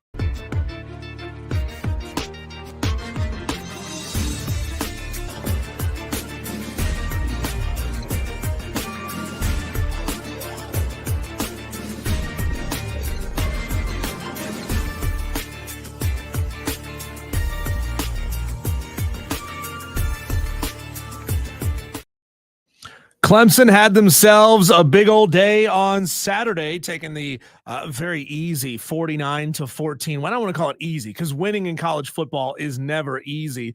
However, Wake Forest didn't seem to put up much of a fight. We go to the phone lines now to talk to David Hood of TigerNet.com. He joins us right here on the Fan Upstate. David, kind of much of what we've already seen from Clemson over the past couple of weeks, at least from App State and beyond. What did we learn about this team and what they did against Wake Forest that we maybe didn't already know? Yeah, I mean, I don't know that there's anything we didn't already know. They continue to make defensive adjustments at halftime. I kind of tweeted out I'd go to a 5-man front to try and slow down that slow mesh that Wake Forest is famous for. They did that. Minus 11 yards in the third quarter for Wake Forest. They started slow on offense and then still wound up with 566 yards and even ran a trick play. They did it without Bryant Wesco. They did it without Tyler Brown, who's still both of those guys trying to come back from ankle injuries. They may be back this week, but it's just a team that keeps rolling along against, let's face it, inferior competition. David, I find your answer fascinating in terms of not knowing much that we already did know. Let's just play a game here. If the season ended today and the playoffs started tomorrow, in your opinion, do you think Clemson has jumped from the very first week of the season, where we all know what happened against Georgia, to where they need to be? Do you feel like while there may be blowout week after week, do you feel like this team is getting better to where if the season did end today, they'd be a much better team than what we saw against Georgia? Oh, absolutely. Even this offense looks different. Somebody was talking to me in the press box and kind of turned a cockeye to me and said, I'm not saying that Dabo blew it against Georgia, that he felt like he couldn't win that first week and just went very vanilla. But, this team just doesn't look the same. It just doesn't. And, we're seeing that things change week to week. That's the fun thing about college football right now, is that Alabama looks great in the first half against Georgia, looks like doo-doo in the second half, finds a way to win. Georgia has looked good at times, bad at times. Tennessee has lost to Arkansas, taken to the wall against a not very good Florida team. Between Oregon and Ohio State, that was so much fun to watch. You're just kind of living week to week these days. Joined now by David Hood, TigerNet.com. David, jumping ahead to this coming week's game, for the first time maybe in his tenure since he's faced Clemson, Tony Elliott and his Cavaliers team looking pretty good, riding high, even though they're coming off of a close loss to Louisville. That's a good football team that they took to the wire there. What have you seen from Tony Elliott's 2024 team that looks similar to what he was doing at Clemson? Well, first of all, not what he was doing at Clemson, but I like what they do defensively. That's Tyler Shuck. That's a pretty good quarterback there at Louisville. They've got playmakers. They had to score a late touchdown, had 17 points going in late in the fourth quarter. Their offense is kind of hit or miss. They've got Calandria, the sophomore quarterback. When they are in the hurry up, I think he's fine. When he's predictable and has to drop back to pass, not very good. Offensive line has some issues, but every once in a while he'll sneak up and kind of break a play on you, and that's kind of what's kept them in games. And what they've been really good at is a lack of turnovers. They've been really good at keeping a hold of the football, and that's helped them out to this 4-2 record. David Hood, TigerNet. We go back to the Wake Forest game. Diesel mentioned it, kind of a slow start for Clemson. We're just trying to find something to nitpick because Clemson's been so big here. Do you feel like that slow start could be something to keep an eye on or no? No, not really. Everybody, I hate to bring it up, everybody has coaches. Everybody comes out with a little something different, and you kind of adjust to it. If you don't adjust to it, then you say, oh, my gosh, there could be a problem. If I had to look at one thing on this Clemson team that could be a problem, it's the fact that teams are really still having success getting out on the perimeter. Clemson's defensive ends not setting the edge early in games. Teams still having success out there. Now, they've adjusted and done pretty well in that spot. But, if you had to nitpick, that's kind of the area. We'll see. They're getting Peter Woods back healthy. He played, significantly more snaps Saturday against Wake Forest. Did a great job. But some of these other guys, they're coming in, and it's hit or miss with them. David, can you give us any updates on Bryant Wesco? I know he didn't play on Saturday. No, he was in a walking boot last week on campus. And now that's not necessarily news in of itself, because I feel like Christian Wilkins was in a walking boot, every day of practice of his Clemson career. He would wear a walking boot around campus and then take it off and go practice. It's precautionary. I thought he might have a chance to play this past weekend. Apparently the ankle, they felt like they would hold him and they could go without him. And so we'll talk to Dabo tomorrow, and he will tell us that both Tyler Brown and Bryant Wesco are day to day, and that's kind of been the running joke with Clemson football this year. David, I don't have the numbers in front of me like I'm sure you've seen and looked at this year, but do you feel like that Cade Klubnik in the run game, like in terms of him running the football, when I watched Saturday and these past few games, he just looks a lot more confident. I don't know if it's just the opponents that are playing, but what kind of data have you seen from last year to this year in terms of Klubnik running the football?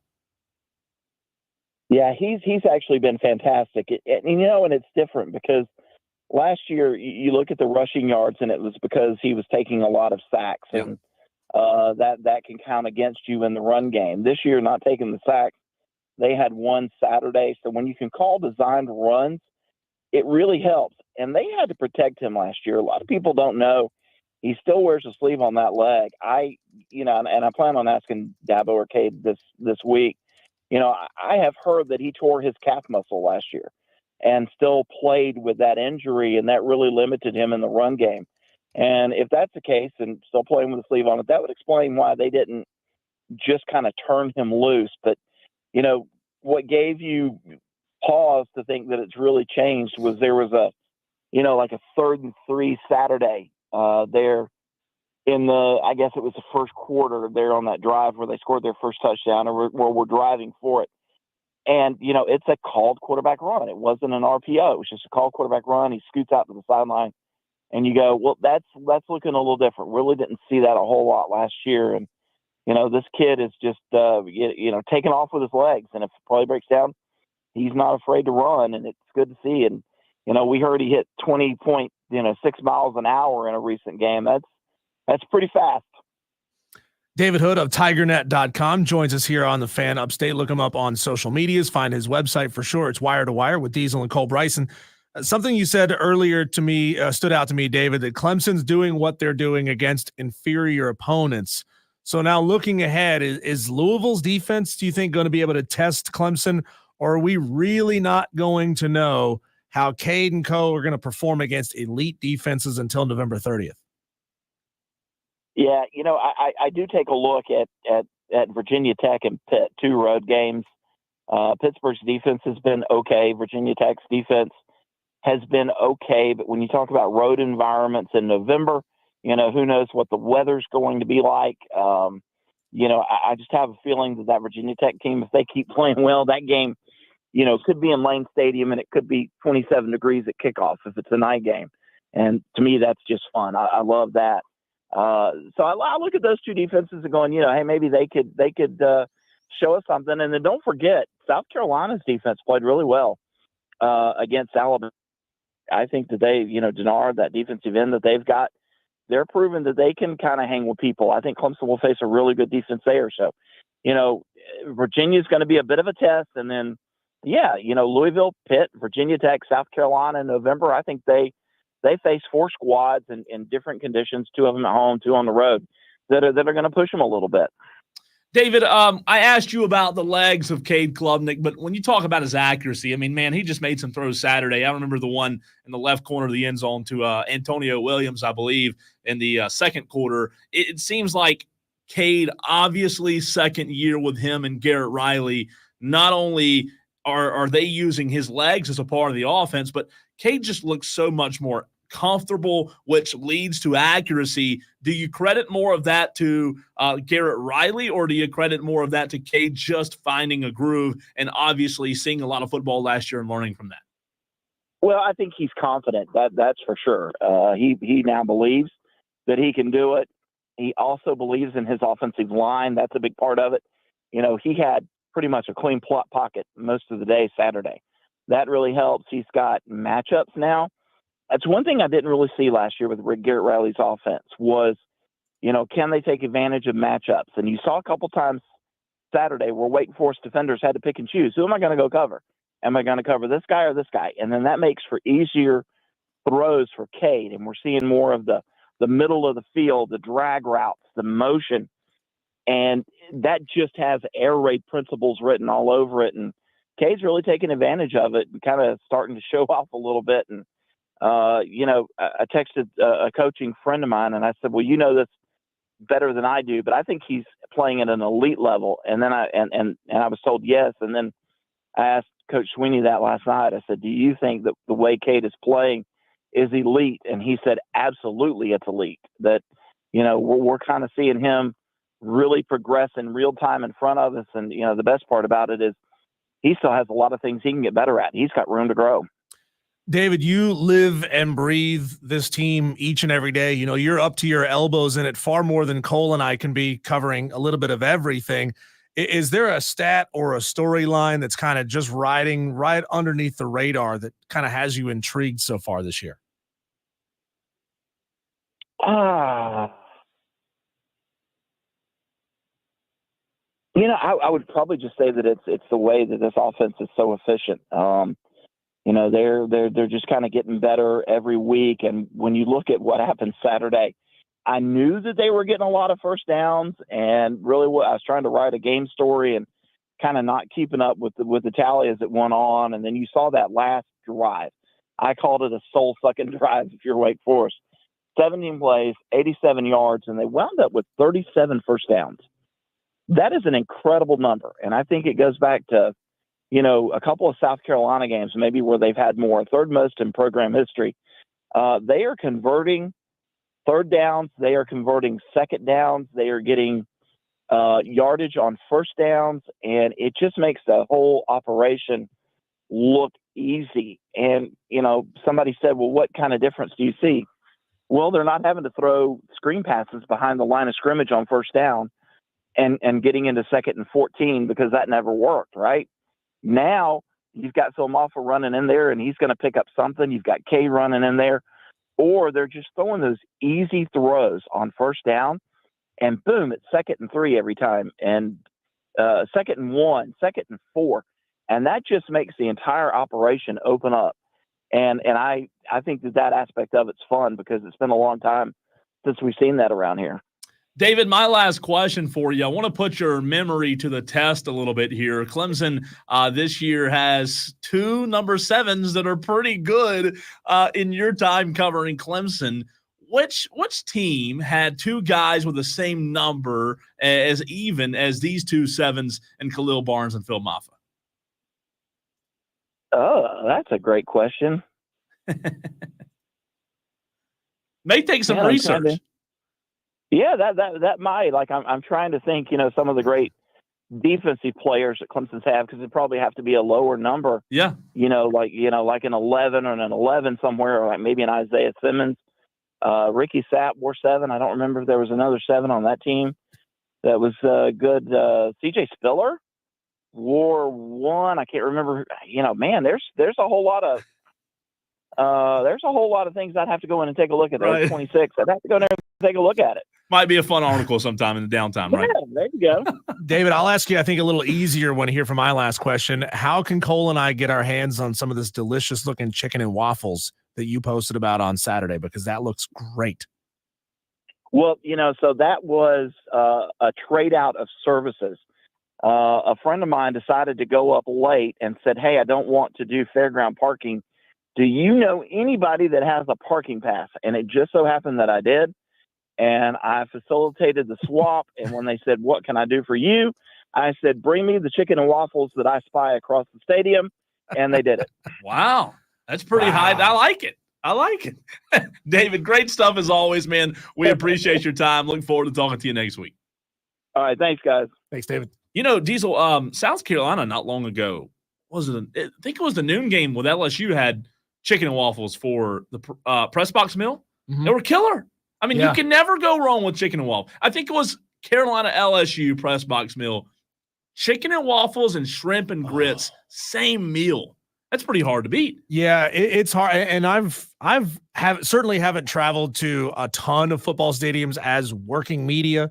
I've been to a handful, half a dozen or more. I'm telling you flat out, what Clemson and South Carolina do in their press boxes for staff, for working media, is next level. Nobody can touch it. Not Kenan Stadium in North Carolina, not Tennessee. None of them can touch what these two schools do. I'll tell you this. South Carolina's consistently is better. If you want to go food wars, press box food wars, South Carolina's food, man, they either have. Remind me to put in my credential request for Willie B. Yeah. Right now. Yeah. They either have. I mean, I'm telling you, it just tastes like, look, Clemson's, it's good to your point, but I'd probably, if I had to rank them, if you had, held a gun to me, I think I'd go South Carolina. I think 2 weeks from now, you and I need to head down to Columbia and work the A&M game. What do you think? Oh, that'd be a good one. Yeah, be a good one. It's a good one. Cole, when we come back, we'll take a whip around the sports world and get to our daily wires next.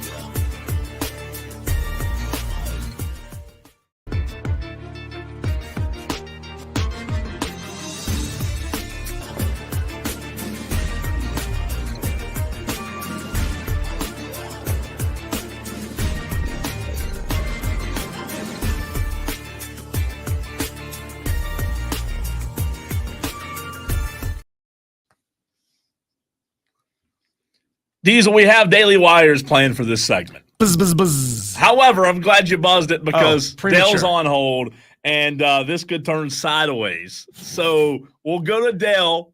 We may get to the Daily Wires. We may not, depending on if Dale and I come out of this thing alive. I knew, Diesel, this weekend after yesterday, I knew I was going to get a call from Dale today, and I was just hoping and praying that maybe he'd be busy today. However, he's not. 844 fan phone. Renewal by Anderson of the Carolinas fan phone. Dale, what's up? Anytime you're ready to say that I was right about Dak Prescott, you can. I'm all ears. You mean say it now?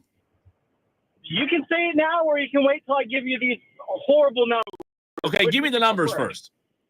Okay, he has accounted for 9 touchdowns this year. That is 8 through the air and 1 on the ground, while accounting for 7 turnovers, 6 through the air, and a fumble. Does not include the fumble that he did regain possession of. I believe that is a turnover touchdown ratio of 9-7. And we're paying this cat $240 million over the next 4 years. So, Dale, I'll tell you this. After what happened yesterday, I have been a Cowboys fan my entire life, as you know, as Diesel knows. But after what happened yesterday, I'm at an all-time low. I'm very, very disappointed. Wait, I didn't get to watch it, Cole. You're telling me the Cowboys didn't win? They didn't show up.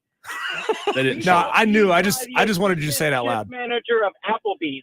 That's how bad it was. Now say that again. We got beat by the assistant shift manager of Applebee's. Dale, here's where I am, and then I'll admit that you were right in a second. But at this point, at the lowest of lows with the Dallas Cowboys, I don't know who to blame. I don't know if I need to blame Jerry, Steven, Will McClay, Dak, Mike McCarthy. Well, Jerry said it's not Mike's fault. Well, somebody's fault. So I'm so low, Dale, to the point now I just don't know who to blame.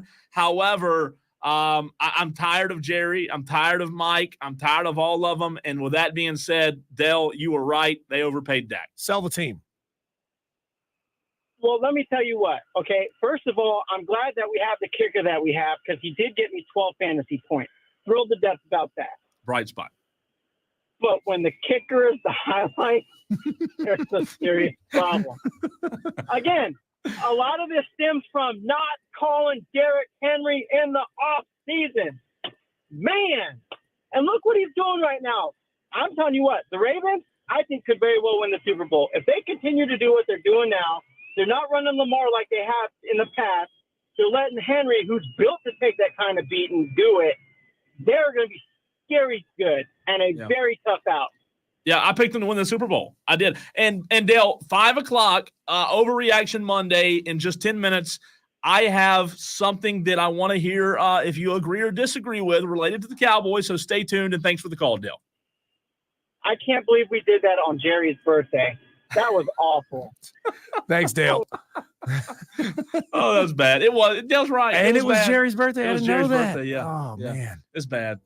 All right, we'll try to lighten the mood, Diesel. It's the Daily Wires, which I can't be excited now because Dale's brought up. It was bad, yes. I mean, it was bad. It was bad. Tomorrow night, though, not bad. The Greenville Swamp Rabbits meet the team. Where's it at? It's at Spare Time in Greenville. Meet the team, get pictures, autographs. 2024 marks the 10th year as the Swamp Rabbits, 15th year of hockey's return to Greenville. Diesel, you going? Heck yeah.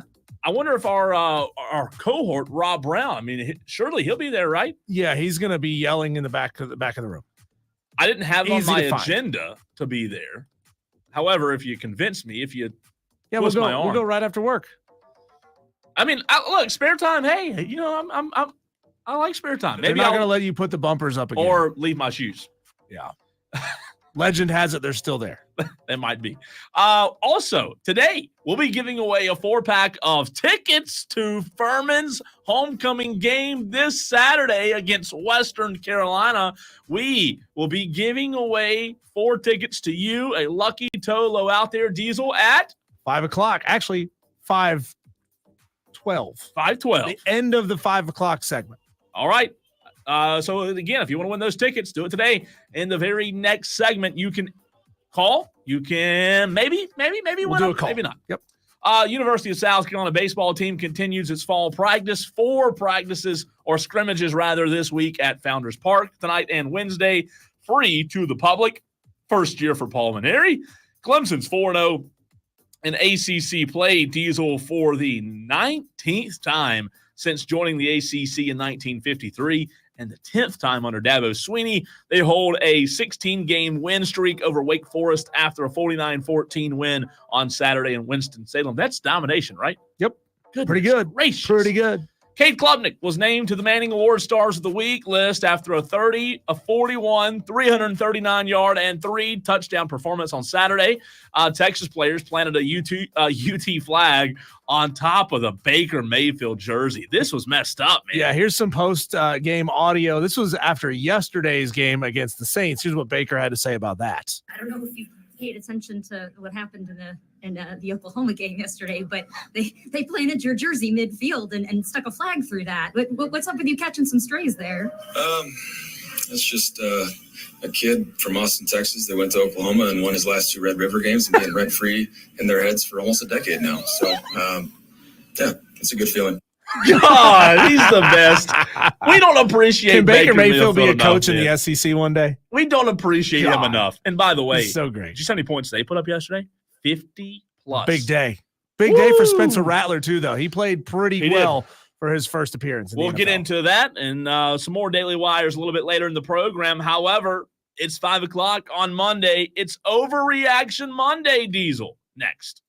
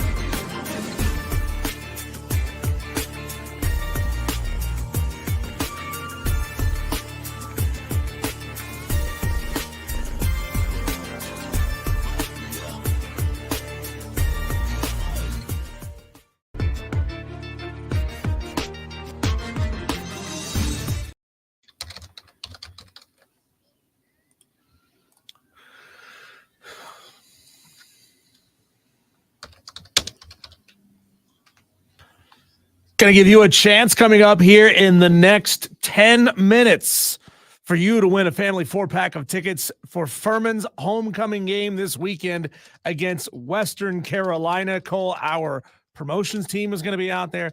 I'm going to be out there. I just don't know which purple team I'm going to root against. That's the problem. Ooh. Because they were both my school's rivals when I was at school. So it feels weird to cheer for any one of them. But it's going to be a good time, no matter what. You're going to have a good time at Furman. If you haven't been to a Furman football game up there in TR, the setting is absolutely beautiful. The stadium is perfectly sized for what they've got there at Furman, and you're going to have yourself a good time. I'm going to ask for caller number 5 coming up later on in this segment, Cole. But this is your chance, Tolos. If you're mad about something today, if you're freaking out about what happened to your team this weekend, it's Overreaction Monday. This is your chance to sound off about what's got you bent out of shape over your team, or maybe your overreaction is a good thing. Either way, we're fine with it. Just give us a call on the Renewal by Anderson of the Carolinas fan phone, 844-326-3663, or text in 71307. Start your text with keyword fan. Cole, I've got something that I am really kind of freaking out about today. Because I just found out about this. I don't know when this information came out, but I am freaking out about this. Roger Goodell says he is open one day to moving the Super Bowl internationally. Ooh. He said, quote, "We've always traditionally tried to play a Super Bowl in an NFL city. That was always sort of a reward for the cities that have NFL franchises. But things change. It wouldn't surprise me at all if that happens one day," specifically referencing, could there be a Super Bowl in a neutral site international stadium? Damn it, Roger. Damn it, Roger. Your job is to support the ownership and support the fans. If this comes to fruition, Cole, and it will, because it's Roger friggin' Goodell, because it's right. If the thought has cropped up into his needly little brain, he is going to do it. God. This should be grounds for immediate expulsion from the NFL, a lifetime ban, and a swift kick to the shrimp balls. You know what I'm saying? Get this carpetbagger out of the NFL. He serves at the behest of the 32 owners. The 32 owners should be saying, no way in hell will this game ever be played outside of the United States. So get out of here, Roger Goodell. It's time for the ownership to say enough is enough, Roger. We're not going to let this happen. So your overreaction is that he needs to be gone. Yeah. Well, look, I hope you're wrong. Specifically because of this. Well, look, I hope you're dead wrong. I hope this never happens. I mean, look, if he's thinking about it, sure, money talks. However, I could be wrong, but I'll say this. I don't think it ever happens. I don't think he's that stupid. Is he? You telling me if London calls up and says, we're going to give you $1 billion to come here, if Saudi Arabia and the IPF or whatever they call it, that comes call and says, we're going to give you $5 billion if you play the game here in a sand factory. You say no. This is our game. That's what you say. Well, Roger will say, it's my job to make money for the franchises, and this makes money for the franchises. Screw the money. Right? God. Screw the money. I'm with you. Friggin' Roger. I'm this guy sucks. I'm going to deny it because I never wanted to happen. So I'm going to deny it as if it never can happen. The article came out yesterday, by the way. This was something that's breaking as of yesterday. Oh, God. All right. Let's hear from you. Overreaction Monday. What's your overreaction, Diesel? I have 3 or 4 overreactions myself, but I'll turn the floor over to JD, who wants to chime in. 844-FAN phone, 844-326-3663. I had a memory fart there for a second. JD, what's your overreaction, man? Hello, gentlemen. Thanks for taking my call. My overreaction is Dell. He actually just mentioned the assistant manager at Applebee's beat the Cowboys yesterday. So I actually used to be a Chick-fil-A assistant manager, and I know more situational football than Shane Beamer does. Ooh. What in the HE double hockey stick are you doing with some of these play calls and decisions you make? You are in your 4th year now, Beamer. Quit it with the over-aggressive special teams nonsense. Quit it. putting Robbie Ashford into the game in the second quarter when you have a chance after Lenore Sellers just made 2 great plays, 2 great passes. You put in Robbie Ashford and then bring in Lenore Sellers to try to save something on third down. I know more situational football than Shane Beamer, and I've never played a down of football in my freaking life. Y'all have a great day. That's a good overreaction. I love it. It's good right there overreaction. in the promo. It says if you think you know more than a coach making 10 times your salary, you're listening to the right show. I love it. And JD says, look, I wasn't the manager at Applebee's, but I was at Chick-fil-A, and I know more situational football than Shane Beamer. That's coming in strong, JD. Overreaction Monday. Texter says, I'm sorry. To JD's point there, Yeah. I completely understand the boneheaded, like why Gamecock fans are so angry about the boneheaded decision to run a fake in the first quarter against Ole Miss. I mean, it feels like, well, they're definitely not going to see this coming. If we do something this silly now, this early in the game, when we don't need the turnover, or we don't need the sudden change, they're not going to see this coming. It feels like I'm watching an episode of Looney Tunes, right? Where Bugs Bunny does something that he doesn't think Elmer Fudd's going to suspect. So Scotty from BMW says Tolos are acting crazy today on the text line. Scotty from BMW, appreciate you listening to the show. Let's see here. Texter, let me find the first few texts. Texter says, Cole, that sounds about like I do regarding the Gamecocks and the inconsistency and just being so dang close all the time. Tolo Phil says, witnessed an actual overreaction on Cole Friday night from a crazy Gaffney fan. Sorry about that, Cole. Tolo Phil, no need to say sorry. Look, man, I've been broadcasting high school football for 12 years, and I've been to Gaffney many a times, and I know how Gaffney fans are that love their football. No overreaction. Look, no apology. Diesel, there were some, Gaffney fans that were very upset with me whenever, really? Burns did well and Gaffney did, poorly on Friday night. By the way, Gaffney fans are so passionate. I love it. I love it. It's the passion, right? By the way, good to see you Friday night, Tolo Phil, and man, a few other Tolos, Diesel, that were listening, that were at the game. I just felt like, man, it was so cool to see Tolos there at the game Friday night. Buckeye Brian, what do you think about this, Diesel?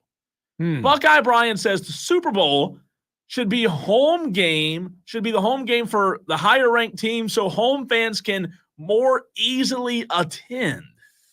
I don't think it's an overreaction at all. You don't think so? I think no. I mean, you look, the Super Bowl is a massive event, right? It takes a lot of time to prep something like that. You have to have probably a week before the game to know that stadium is clear and not being used for anything else, and probably a week after to break everything down and get it ready for the next events.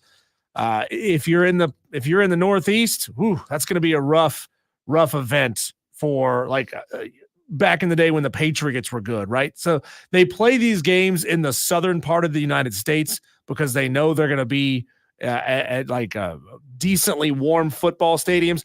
I think, Cole, at the very, very least, they should put a game in a stadium that's somewhat close. Like put it on the East Coast or the West Coast, Southern United States. No games up north, no games in the Pacific Northwest, no games up in New England or Pittsburgh, because that's going to suck. Or you do what I've been saying for years. You put a retractable dome on every single stadium in the NFL. You don't have to close it every week. Just have the ability to close it when you need to. So I'll overreact to that overreaction from Buckeye Brian and say, no, here's why. I don't believe the majority of fan bases even attend the Super Bowl because of the ticket price. It's a fashion show. So it's the people who have money. And here's my issue with the Super Bowl. You watch it. If they show the upper deck and the entire audience, Diesel, and the entire crowd, it never has been and never will be the diehard fans of the franchise and the fan base because they can't afford. I can't afford it. You can't afford Super Bowl tickets. Are you kidding me? Let's see. Dale says, JD, how's your fantasy team doing? Cole, you as well. I had to throw some more shade at me because earlier wasn't enough, Dale. Dale says, your boy's sitting at 6-0. Let's see. Texter says the South Carolina game was over when South Carolina took the lead 19-14. Dow Loggins went conservative on the play calling. That's my overreaction, JT and Greer. Hard to disagree with that one. Cat and Greer says Roger Goodell has to go. Scotty from BMW, my overreaction, Yankees sweep this series and the World Series. Go Yankees. Look, Scotty, I love your enthusiasm for the Yankees, but there's no way, as a diehard Yankee fan, if you saw what happened last night with New York and L.A., you don't think the Yankees are going to sweep the Dodgers. There's no way you believe your Yankees will sweep the Dodgers. It looks as if they're getting red hot. Michael from Simpsonville gets in and says it's the hotels available and infrastructure that will keep the home team theory from happening. Also, the strippers and hookers need to book their flights months in advance. That comes from Michael in Simpsonville. I mean, look, do we really believe that the city of Charlotte has enough infrastructure and hotels to handle a Super Bowl? Probably not. You don't think so? No. I mean, first of all, they only need enough infrastructure for 40,000. Like they don't need a 71,000 seat stadium. And then you add on top of that all of the myriad of people, like Michael says, the strippers and hookers that need to fly in so that they can be available during that week. Charlotte, I don't think has. I mean, we would have hotel rooms in Greenville booked solid for a Super Bowl in Charlotte. I say let's do it. Yeah, let's do it. I'd love to have are you kidding me? A Super Bowl here? Let's do it. This one could be interesting, Diesel. I don't know how this goes. It could end poorly. It could end well. Overreaction Monday continues. We now go to the phones, back to the phones rather, where Tom wants to overreact. Tom, what's your overreaction? South Carolina has the best defensive line in the SEC, and I don't even think it's close. I mean, the way they dominated that game, I mean, it was refreshing to watch. I mean, it made me think Clowney was out there playing. But, you know, it's a tough loss. Like, we had every opportunity to win the game, and we gave it away. But people want to criticize Lenore's. Man, the kid balled out on Saturday, and, you know, it was just a few plays away from shocking the world again. But we got to rinse and repeat because we got a must-win game Saturday in Oklahoma. I feel good about it. I hope we can get it done and get back on track. But Tom, as always, Tom, yes. If you rinse and repeat, you're going to be let down again. Hey, Cole, I've been a Gamecock fan for 50 years. I'm used to being let down. I'm used to rinsing and repeating and thinking the same thing over and over and over again. But you know what? In order to live a good life, you got to stay positive, okay? And I know you're a Cowboys fan, and it's hard to stay positive right now, but the best way to live life, Cole, is to stay positive. And you know, with the way the Gamecocks play defensively, we're playing a bad Oklahoma offense. I think we're going to leave Oklahoma with the win. I really do. But we just got to take care of the mental mistakes, the little knick-knack stuff that just, in the end, is always going to cost you a game because the LSU game, the Alabama game, they were right there. They were right there and had every opportunity to win it. So, you know, they just got to clean a few things up. But once they clean those things up, I really don't know if anybody left on the schedule can beat them. And I'm just being honest. But they got to clean them up. Thanks, Tom. Thank you, Tom. Tom is like a walking, talking advertisement for Prozac, Paxlovid, Zoloft. Yeah. You know, he's a walking happy pill. If you're a Gamecock fan, man, you can't feel negative about your team when Tom is calling in and giving you reasons to believe. Yeah. And right now I'm going to give you a chance to go have a good time on Saturday in Travelers Rest when Furman takes on the Western Carolina Catamounts. It's their homecoming. They're going all out. And here's what we're going to do. We're going to take caller number 5 at 844-FAN-PHONE. That's 844-326-3663. Going to win 4 tickets to the game on Saturday, homecoming, Furman versus Western Carolina. Call now. Caller number 5. I like it. And when we come back, Cole, we'll go into what we got right and what we got wrong this weekend. All college football, a little bit of NFL mixed in there as well. What we got right, what we got wrong, that's coming up next on the Fan Upstate.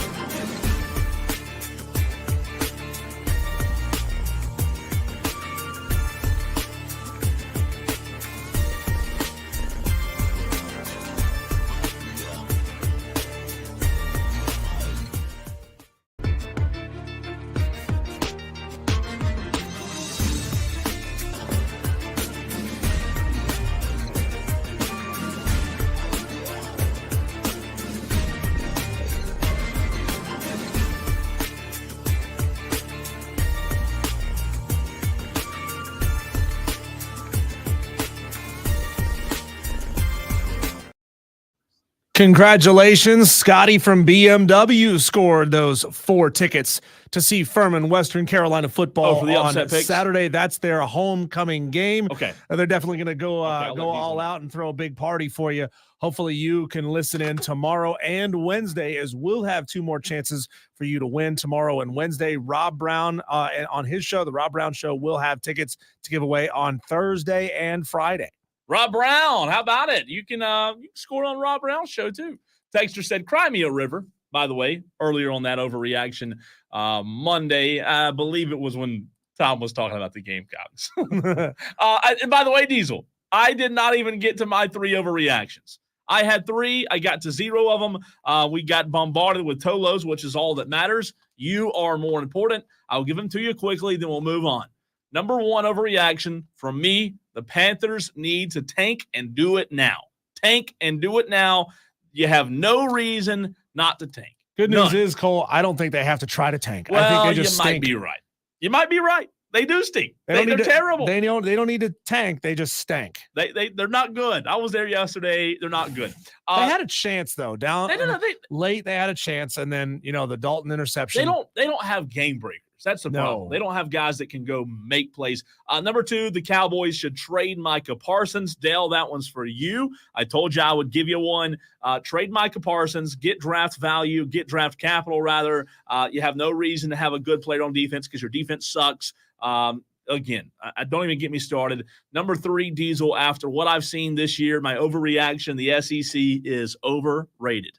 That's my 3rd overreaction. The SEC, overrated. So you're saying there's more parity than we believe? That there's no over-the-top elite football team? Yeah, I think so.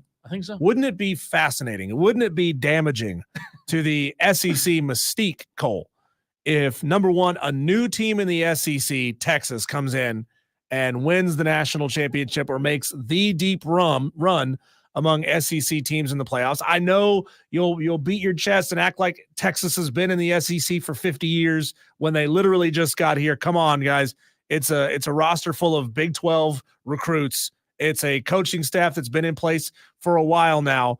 You're going to claim the title, but really the Big 12 deserves that title, Cole. But yeah, maybe if we don't even see an SEC team in the national championship, would that really hurt ratings here in the Southeast? You would imagine, but I don't think that'll happen. But you would imagine it would. It's possible. Hey, what we got right, what we got wrong, Diesel. There were so many good games this weekend, like so many good games. I watched most of them. Thanks to YouTube TV, I have that capability. I know you Tolos who also share YouTube TV with me, not like share the password, but use YouTube TV. You can watch multiple at one time. Diesel, let's start with Texas, Oklahoma. We talked about this game last week. So where I was right and where I was wrong. I picked Texas, and I know you did as well. However, I thought it would be a little closer. Not much closer. I just didn't think Oklahoma would look lifeless. They did. Texas, by far the best team in the country. And I know Ohio State and Oregon are very good, but I didn't think that game would be as much of a blowout as it was. Yeah, Texas is looking nigh unbeatable at this point. They're looking really, really good. And it doesn't matter, if Quinn is playing, it doesn't matter if Arch is playing. This team is so good that it can hide Arch's deficiencies, that it can hide Quinn's potential injury, any lingering injury issues that Quinn Ewers might have. They are absolutely stacked at literally every position. We could talk about, for example, this Boise State team and say, hey, if that everything running back goes down, that team is screwed. Well, Texas, normally with any team, you say if their quarterback goes down, they are screwed. Texas is not screwed if Quinn goes down. They're not screwed. They have the best quarterback situation in the country. Now, I will say this. I was watching that game, Diesel, thinking to myself, asking the question, who can touch Texas? I don't know that anyone can, but we'll find out in 6 days from now because they play Georgia. So we'll find out just how good Texas is. I think Georgia will play up. I think they'll play out of their minds. I don't think Georgia's going to lay down or lay an egg. Yeah. That should be a good one. And we're not really going to get to know too much more about Oregon for the rest of the way because, I mean, they play Illinois. They're number 22 in the country, but Oregon should handle Illinois at home. Oh, God. They host Michigan on November 2nd. That's going to be another fascinating game, but this Michigan team is not Michigan from last year. So it's also going to be a lopsided affair. Oregon can basically coast down the stretch, not facing anybody inside the top 20. So I'm glad you brought up Oregon. That's the second game I wanted to get to, Ohio State, Oregon. Where I was right, where I was wrong. I picked Oregon to win the game as they did. So I did get this one right, Diesel. However, I go back to the conversation we had last week with the expanded playoff. How much did this game really matter in terms of playoff? Both teams are in. Unless Ohio State has a catastrophic collapse down the stretch, which we don't think is going to happen, especially based on their schedule. Both teams are the real deal. Both teams are elite. I don't think this loss defines Ohio State. I think I said it before the game. I was talking about this game with a couple of buddies of mine. Yeah, it matters. It's Ohio State, Oregon. Like it was a fantastic game, but the loser, it's not the end of the world. You're still going to get in the playoff. And look at the AP poll. If you want to know what the voters of the AP poll thought about that loss for Ohio State, look at the poll. They thought it was a pretty good loss because Ohio State didn't drop much at all, still inside the top 4. Cole, I think going into this game, most everyone looked at Dan Lanning as a top 10 coach in college football. I think he clearly planted his flag for being a top 5 coach in college football, maybe even a top 3 on the medal stand, because what he did against Ohio State, a team that on paper was a better football team and should have won, he put on a master class on how to handle a game like that.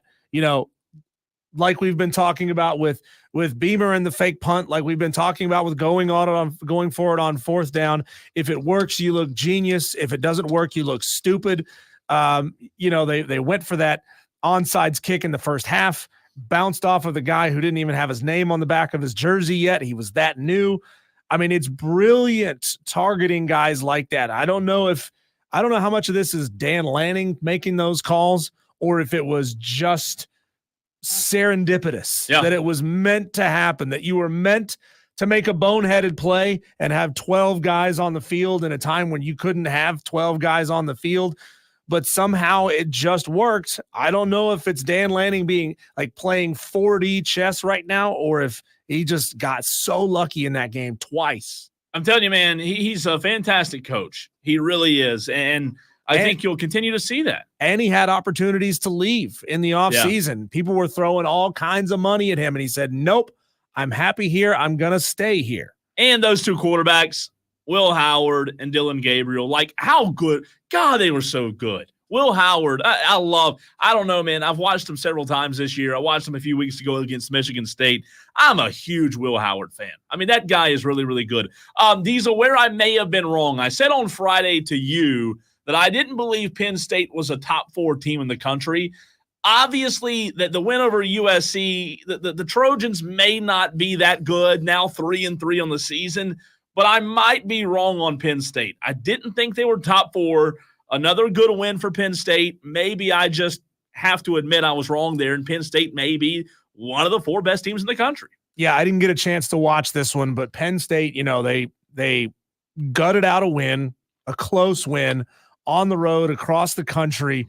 I mean, that by itself says you've got a really good football team. I think they've just kind of risen up through the ranks because teams ahead of them are losing, and we've had a lot of chaos. I think Penn State is certainly a top 10 football team, but if I had to power rank them and say where I thought they were just virtue of how good of a football team they are, I certainly wouldn't put them at 4. Yeah, I'm with you. By the way, before we move on from that game, is it time to hit the panic button on Southern Cal? 3-3. I mean, what are we doing? I mean, yeah, Lincoln Riley. Yeah, you can look at Lincoln Riley and say he just does not do well in the big games. Like there's just something going on. And to my point about Penn State, maybe not looking like that elite football team, Kelly Ford has them as his 11th power rated team in the country right now. So he's not super high on Penn State either, but hey, every year you got teams who are ranked probably a little higher than they should be just by virtue of attrition ahead of them. And Penn State is riding high on that. Use it, Penn State. Use it as much as you possibly can to get recruiting advantages wherever and whenever you can, because you never know when you're going to be back inside the top 5 again. I think Southern Cal might have been oversold. Like, I think Southern Cal fans, Diesel, might have just thought that Lincoln Riley was going to come in and be the savior and absolutely wreck shop. And look, if he can't do it in the conference he's in now, would he do well in the SEC? I don't know. I'm just saying this. 2 months ago, before the season started, I didn't think that Lincoln Riley and USC was a failed experiment. However, Diesel, 2 months later, I'm sitting here today on the 14th of October telling you I'm a little bit closer to thinking that might be a failed experiment. It might. I mean, it might be, man. They're just 3-3. He's a very good coach. Is he a best of the best, top 5, top 10 in the sport? No. But I'd say, you'd be hard-pressed to find somebody who say he's not inside the top 15 I'm with you. and 20. It's just back-to-back losses, Minnesota and Penn State, and then you had the loss to Michigan. And I know you played Michigan well, and I know the Penn State was an overtime, and I know Minnesota was a one-time. Look, all 3 of his losses are like 1 touchdown or less. Yeah. So they're in the games. They're not getting blown out. But there's something missing there. There's some sort of a killer instinct missing. And, hey, Miller Moss has stepped up and been very, very good. And I like Miller Moss. I don't know that a lot of people thought Southern Cal was going to be this good immediately after Caleb Williams went number 1 in the NFL. I have my problems with Caleb Williams, talked about it many times on this show. By the way, he looked really good yesterday. Yeah. Really good. I hate that he's proving me wrong and making me look stupid. Man, he looked good. I didn't expect that. Let's see.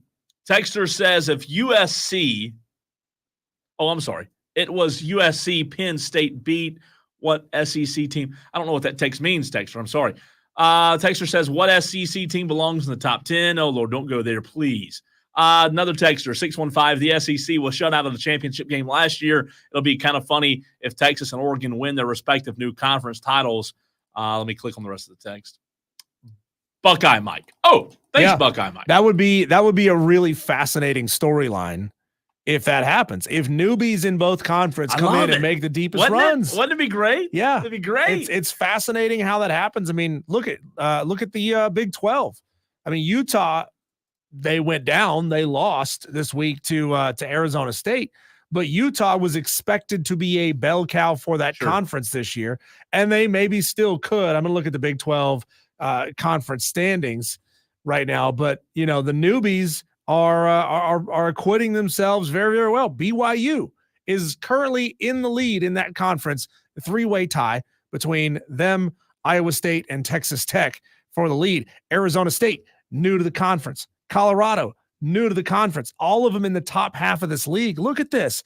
Only Iowa State, Texas Tech, and Kansas State, still in a young season, none of them have played more than 3 conference games, are the traditional Big 12 schools. So it's a 50-50 split inside the top 6. Where I was right, where I was wrong. Diesel, let's talk about this game.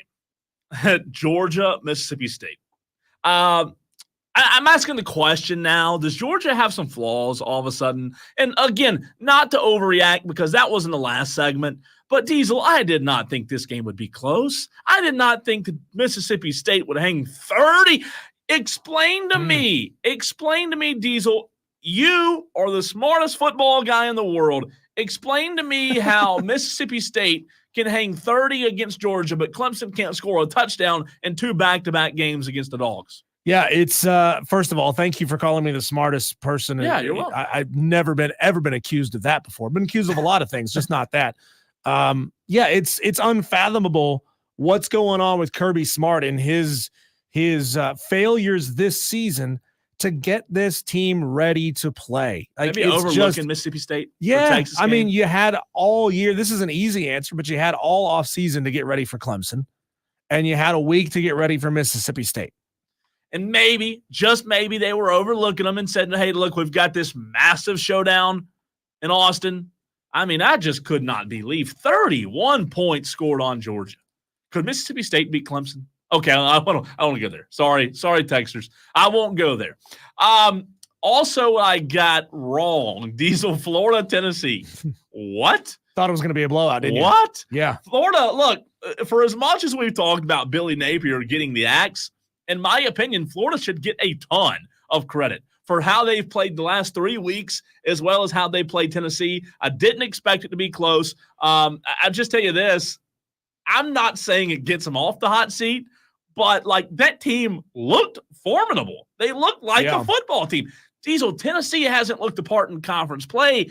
Florida, Tennessee, nobody expected that game to be close. And Tennessee, it took them to the very end of the game to win the game. So we know this isn't going to change anything as far as the Florida Gators fan base is concerned. They've already made up their minds. They've already raised the money to get rid of Billy Napier. And they know full well that they have the most difficult schedule in college football this year. Still to come, number 5 Georgia, number 1 Texas, number 8 LSU, number 18 Ole Miss, and then a rivalry game on the road at Florida State. Oh, yeah, by the way, they've got a very game Kentucky in there as well coming up this weekend. Cole, do moral victories, if you're Florida, when people have got you, have counted you out this far, do moral victories and Graham Mertz looking good and the backup quarterback looking good, does that buy Billy Napier another year? Because consider the fact, Cole, that if you mess around and fire Billy Napier, if the players under him love him, are you going to lose DJ Lagway? Are you going to lose? Oh, you're going to lose Graham Mertz no matter what. I don't know if he's got another year under him or not. Because who knows? Like COVID years are going to stretch to the 2030s at this point. But are you going to lose DJ Lagway, a guy that looks fantastic, if you fire Billy Napier? And is it worth doing that? I don't ever want to think moral victories are enough to keep a guy. But moral victories against this schedule? I know. I see both sides. I really do. If I'm Billy Napier, I'm calling up whoever does the scheduling and saying, get me Akron on the phone. Yeah, no doubt. Get me Old Dominion on the phone. LSU, Ole Miss, Diesel, where I was right, where I was wrong. LSU, look, they had a slip up in week 1, but they've looked good. Garrett Nussmeier to the country Saturday said, look, I'm better than you fools think I am. I am him, said Garrett Nussmeier. That guy, I'm telling you, he may not be the best quarterback in the country, but he's up there. He is up there. Yeah. They're really good. I didn't think that would be a close football game. Obviously, I thought Ole Miss. I want to say I didn't think it'd be a close football game. I thought Ole Miss would really show signs that they were the better team. They didn't. LSU just looks to keep getting better and better each week. And then lastly, Clemson, Wake Forest, no one was really surprised there. Vandy, Kentucky. I was a little off on this one, Diesel. I expected Kentucky to win. Me too. I did. As did I. I didn't think Vandy had that performance in them 2 weeks in a row. They showed that it was not a fluke against Bama. Vandy also showed that, hey, we're actually an improved football team. And I'm not saying Vandy's the class of the SEC by any stretch of the imagination, but what I think you are seeing is Vanderbilt's improved, and they're getting better week after week. Kentucky beating Kentucky in the SEC. If you don't think that's a big deal, go ask those Vandy players.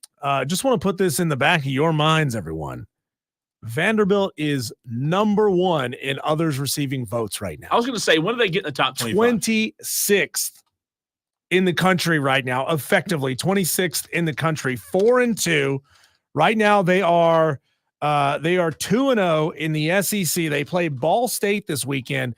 If Vandy goes out there and hangs 40 points on Ball State, I think there's a very good chance, considering somebody ahead of them is going to lose. Yeah. I think we see Vandy in the top 25 next week. Got to run to a break. We'll get Bill in real quick, Bill, on the renewal by Anderson of the Carolinas fan phone. What's up, Bill?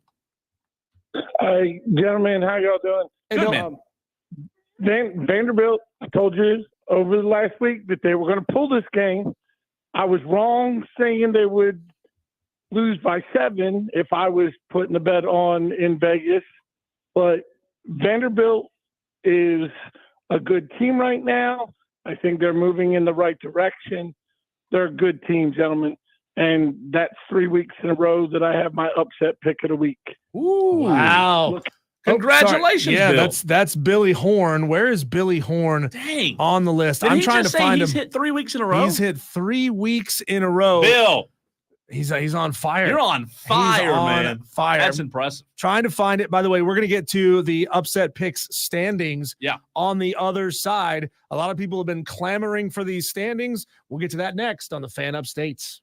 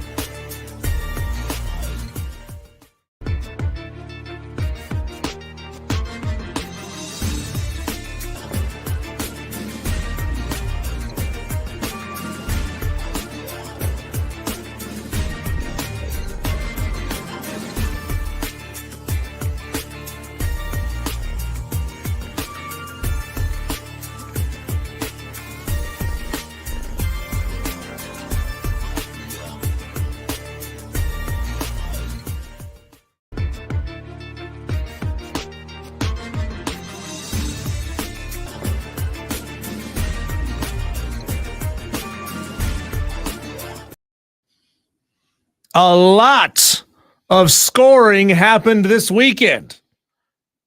Not in Cole's life. Oh, man. Or my life, really.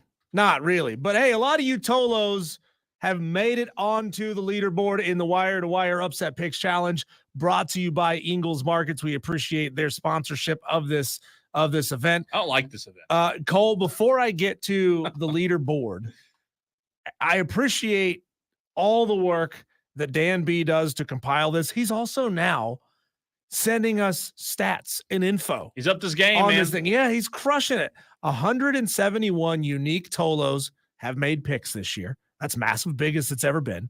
How many? 171. God, that's awesome. Right? That's awesome. Bigger and better, man. 103 Tolos are on the board right now.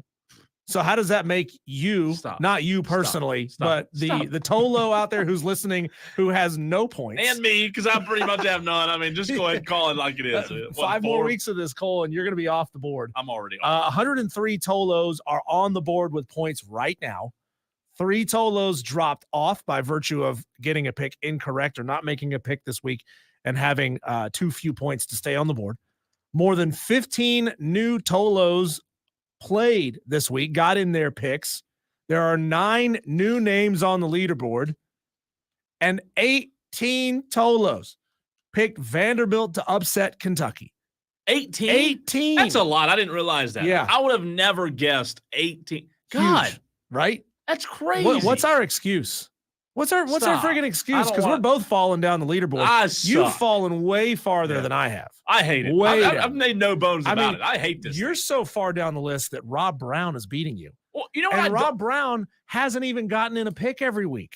What I don't understand about the upset picks challenge is, like, it does not equate to sports gambling. It doesn't, because I had a really good weekend with just straight picks, money lines, spreads. This past weekend, I had a really good weekend. But for an upset pick, forget it. I can't do it. I mean, it's so hard. Tolos, this list has gotten so massive, it's virtually impossible to read the entire 103 Tolos who have points. So please go find your name at Twitter.com/thefanupstate. You do not have to have a Twitter account to view the tweet. It is pinned. It is the top tweet on the top of our profile. God. We will, though, go through a good chunk of the top. Let's call it the top 35. No, we'll go 44 because we've got 44 names on the top half of the list, and then we've got 60 some odd names on the bottom half of the list. So we're going to go through this quickly. Pay attention for your name. Twisted Whisker is in the lead with 56.5 points. Huge. Twisted Whisker is crushing it. Noel has 51.5 points. He's in second place. In third place, we have John Dog with 44. In fourth place, Buckeye Brian with 38.5. Fifth place, Josh Pate and all his fancy ass analytics. He's in fifth place with 36 points. In sixth place, we got Billy Horn, who called into the show just a couple of minutes ago. He is in sixth place. He said he's hit, 3 weeks in a row? 34.5 points. In seventh place, we've got a tie between Reed Atkins and Joe D with 33.5 points.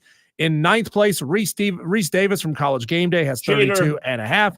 In 10th place, we got Amazon guy Cole. You jinxed him. He's down now to 30.5 points. That's the only thing I've done good this year. In 11th place, we've got Coach AJ. Yeah, but when one leader falls, another one rises. Right. And Twisted Whisker is crushing right now. Coach AJ has 30 points. Mike Main has 29. Kevin Buggs has 28.5. Brandon Gosnell has 28 points. John Corley has 27.5. That closes out the top 15. In 16th place, we've got E. Thoughty with 26.5. In 17th place, Justin L. with 26. Bo Mo has 25 points. Greenville Gamecock has 23.5.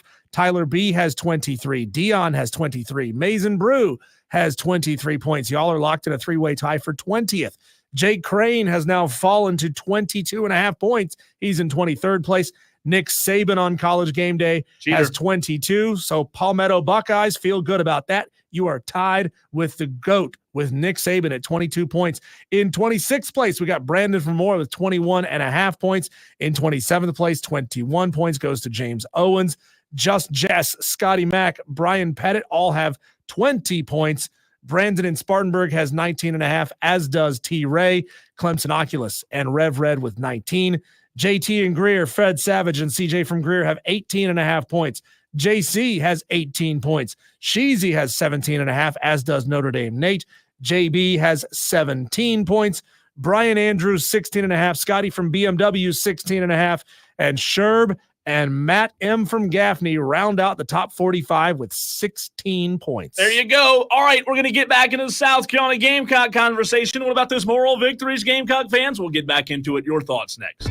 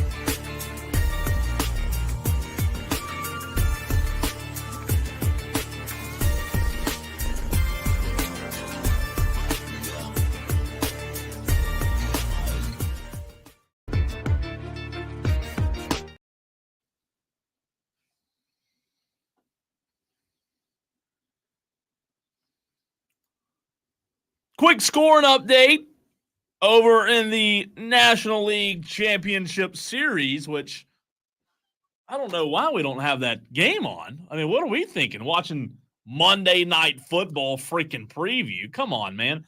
The New York Mets, Diesel, are walloping. They're all on top of the Dodgers at 6-1.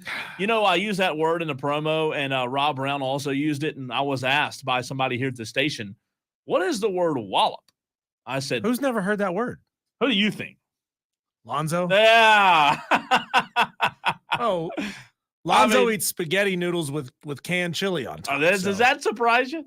Does that surprise? Anyways, I don't even know if I gave the score yet. Lonzo is the type of guy to know exactly what the word means, but try to make you explain it so that you sound dumb. Lonzo knows. He knows. He's just trolling. The Mets lead the Dodgers 6-1, top of the sixth. I tell you what, last night it was a shellacking by the Dodgers. Now it's a reverse. Now it's reversed. The Mets are the ones. Isn't there something wrong, Cole, about having an NLCS in the afternoon? Like, we're top of the sixth here, and this game is being played in Los Angeles, right? Yeah, so it started at what, 4 here? So it must have been about 1 o'clock game, something like that. It's a Monday. What the hell are they I wonder doing? if it has anything to do with Monday Night Football, though. You think? Just trying to compete or not compete, rather? That makes sense. I don't know. It's a good question. Because, I mean, honestly, Monday Night Football would crush them in the ratings. It crushed I mean, them. you look at all of the biggest and highest rated sporting events on an annual basis. The NFL always has like 48 of the top 50. Yeah. So maybe, I bet it is. Maybe Major League Baseball knows not to go up against Monday Night Football. Which is smart. And because last night it was a night game. Tomorrow, Diesel, Guardians and Yankees is a night game. So I bet it was. I bet it was because of Monday night. All because of the Jets. All because of Aaron Rodgers. What's Monday Night Football tonight? Jets Bills. Okay, so you're going to have a blowout, ugly football game. The Bills are going to win. You would, well, do you know what just off the top of your head, don't look, don't cheat. What is the spread on tonight's Monday Night Football game? I'm going to say Bills -4. Bills -1. Really? 1. So a coin flip game. Which is crazy, but okay. And the Bills continually disappoint. I don't know, man. And I don't the know. Jets have just fired their head coach for sucking so badly. God, I want nothing more than for Aaron Rodgers to get his ass kicked tonight.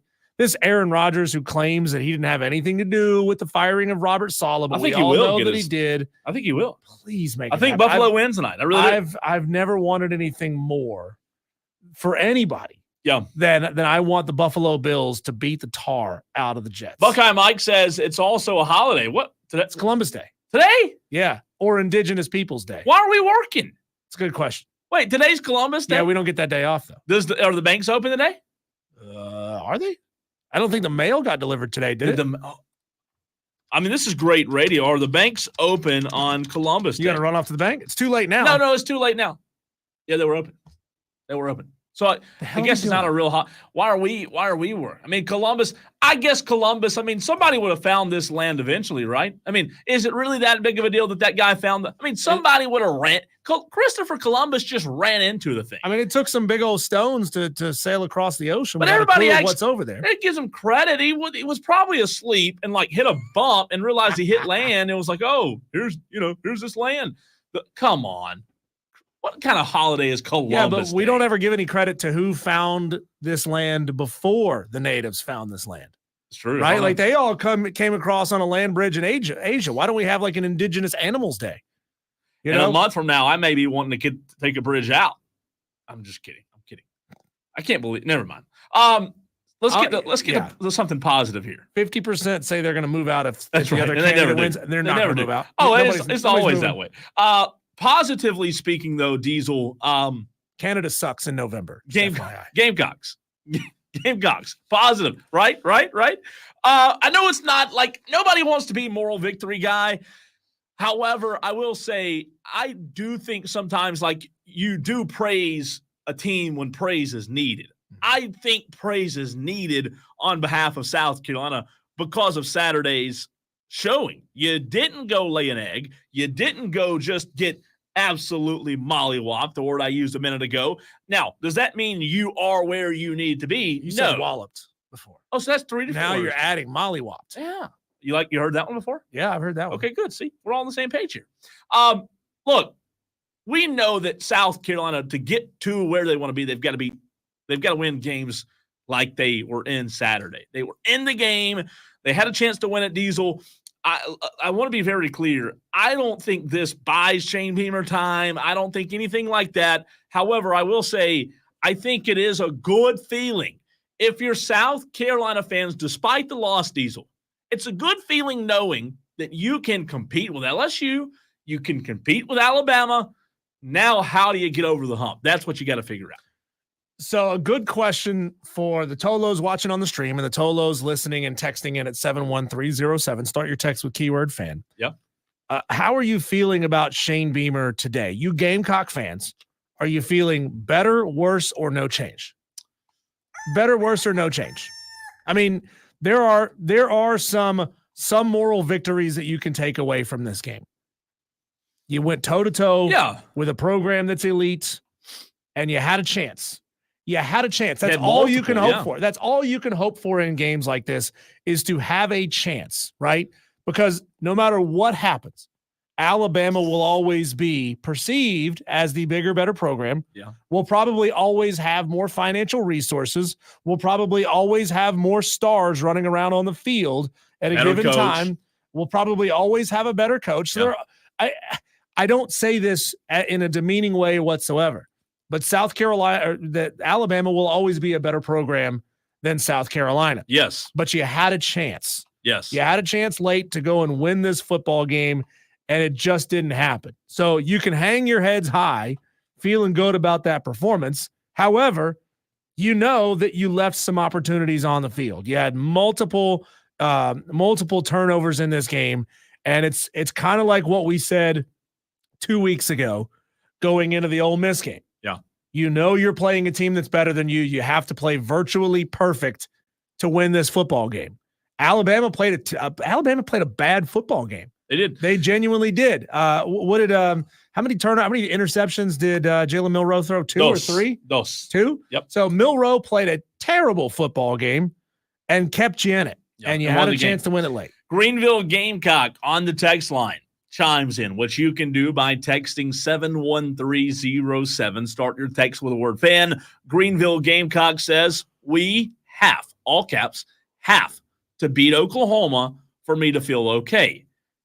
I do think that's Greenville Gamecock. I think that's an okay logic to have. Like, I don't want to sit here and call it a must-win game for Shane Beamer. However, I will say I agree with you, Greenville Gamecock, because you're the better team. You have the better defense. You have the much better defense than Oklahoma. I don't know how good Oklahoma's defense. Granted, they played Texas, a buzzsaw. I get that, Diesel. But South Carolina, they should beat Oklahoma. And again, if you want to talk about moral victories, you can, but at some point in time, the moral victory conversation ends when you can't beat the teams you're supposed to beat. I will sit here today and say, if you're South Carolina, you do have to win that game Saturday. And again, I don't mean must win in terms of Beamer's future. I'm just saying, yeah, you better win Saturday. Wow. And I don't care how good Oklahoma is and how new to the SEC, go win that game. You better win, because then you're on the wrong side of the win-loss ledger. Yeah. And you still got a bunch of tough games to come. You don't want to lose a portion of the fan base, one of the most loyal fan bases in the country. But hey, any fan base, when you're on the wrong side of 500, you start to lose a few of them. Have you seen the point spread for that game yet? 3.5 points. 3. Oklahoma favored by 3.5. It's now moved to 3. Really? Moved to 3. Moved to half a point. As of right now, I'm looking on ESPN.com. They are expecting an over-under of 41.5 points. So a low-scoring football game is what they're expecting. Oklahoma, South Carolina's defense is really, really good. It is. Oklahoma, when they're playing against good football teams, against SEC competition, has scored 15, 27, and 3. Yeah. I mean, look, I know Oklahoma's favored by 3 points, but South Carolina, to me, they have the better defensive unit. And if you can eliminate the mistakes that you made Saturday, you can go to Norman and you can get that win. Texter Michael in Simpsonville says, I would say better except for the huge egg laid against Ole Miss, especially coming off of a bye. Very fair. JB says on the YouTube stream, if Carolina baseball can hire a legend for their baseball job, why can't they go hire another legendary coach to guide the football program? Time to stop having low expectations. If you're a Gamecock fan, it's time to expect more and demand more, says JB on the YouTube stream. So what about you want to go hire Mac Brown? He's a legendary coach. He won a title at Texas. No. You don't want that. You're not going to hire Nick Saban. So let's go You're ahead not and getting put the Urban end Meyer. out. You're not getting Urban. Right? Look, JB and others out there that say it's time to go hire a legendary coach, the only pushback I'll give you is sometimes you don't have to go hire a legendary coach, Diesel, in order to have success. Sometimes legends become legends in an organic way, and I'm not saying Shane Beamer is going to become a legend at South Carolina, but I do think it's unfair to say, oh, Shane Beamer's not the guy because he hasn't done it somewhere else. Shane Beamer has shown progress at South Carolina. He's allowed you to see that program can beat Tennessee, that program can beat Clemson, and back-to-back weeks, they can go on the road and beat who they're supposed to beat in conference play. They're underdogs again in Norman. He said it after the game, Diesel. They had one bad week against Ole Miss, and everybody jumped off the train. They showed up in Tuscaloosa, played a good game against a very good team, and couldn't get it done. I think they do beat Oklahoma. Now, I wouldn't pick that for my upset picks because it's only 3 points. And they burnt you. They more did. than They one did. time. Oh, since. God, you had to bring that as a sore subject. But I do think they beat Oklahoma Saturday. It was the words of Babe Ruth in The Sandlot where he said, heroes live forever, legends never die. You don't need a legendary head coach. What you need right now is a hero head coach. Yeah. And a lot of people thought that Shane Beamer was going to be that hero head coach, right? He's done all the right things. He's said all the right things. I still think he can. He's made his mistakes along the way, right? He's made boneheaded decisions. He's called plays when he shouldn't call plays. He's shown us why soccer is the biggest sport in the world, going toe to toe with the water cooler. But Shane Beamer has done good things at South Carolina. I wouldn't quite put him at hero status. He hasn't done enough of that yet, though he's shown flashes of it, beating Tennessee and beating Clemson, albeit with a little black cloud of potential cheating on top of that. I won't say that out loud, all the way out loud, because I don't whisper it. Yeah. I haven't seen enough evidence to suggest and to prove that actually happened. Okay, Connor. Yeah. But I think Shane Beamer is on the verge of being a hero head coach. He might be the guy that gets you to the guy. And there's nothing wrong with that. And again, to JB's point, to Madcraft on the stream says exactly, JB, you're 100% correct. And Madcraft says it all the time. You have to expect more if you're South Carolina. And I get it. But Madcraft, like JB, you as well, you can't just throw this thing in the microwave, hit 30 seconds, and pop it out, and there's a national championship. It doesn't work that way. At least it hasn't in 500 years or however long they've been playing football. Will it be different now with the portal? Maybe. I'm just saying, South Carolina fans, the last thing they want to hear, Diesel, is, hey, be patient. However, you're not seeing signs of regress. You're actually seeing signs of improvement, and you have since Beamer got the job. I'm not saying Beamer's the guy to get you to a national championship, but I am telling you what you said. Maybe he's the guy that gets you to the guy. Wesley, I want to go to you. Wesley on the Facebook stream says, why would a legend want to go to a subpar SEC program? And going back to my point about getting you to the guy, well, why'd Steve Spurrier go to South Carolina, Wesley? Because he was a legend. He went to a subpar SEC program. So it doesn't happen often. Well, he went to a program that Lou Holtz had brought out of the depths to mediocrity. Yeah.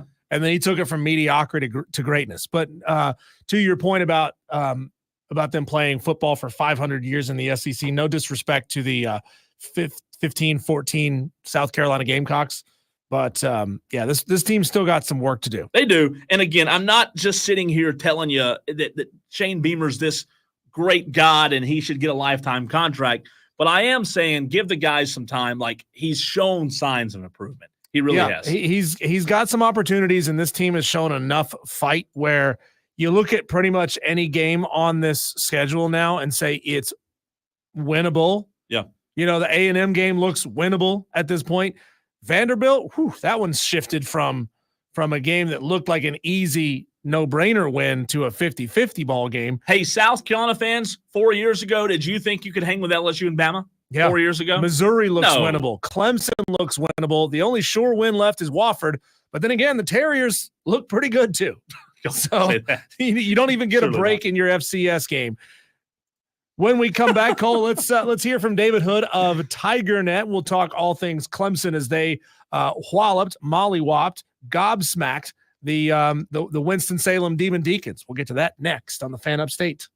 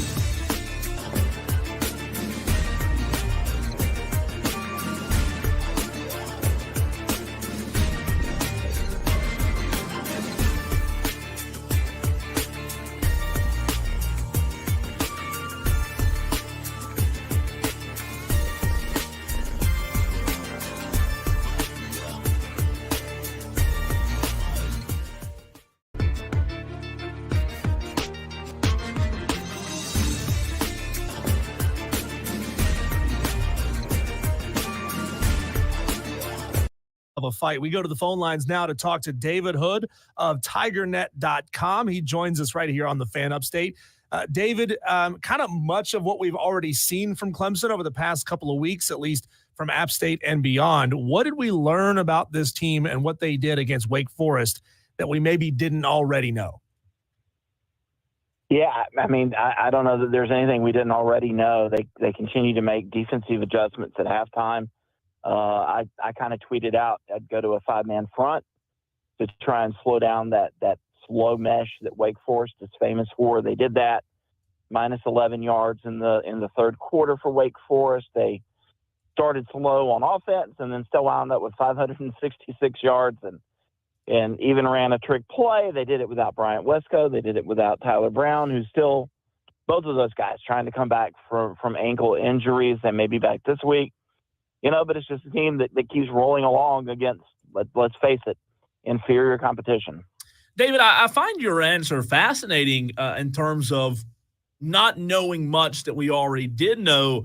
Let's just play a game here. If the season ended today and the playoffs started tomorrow, in your opinion, do you think Clemson has jumped from the very first week of the season, where we all know what happened against Georgia, to where they need to be? Do you feel like while there may be blowout week after week, do you feel like this team is getting better to where if the season did end today, they'd be a much better team than what we saw against Georgia?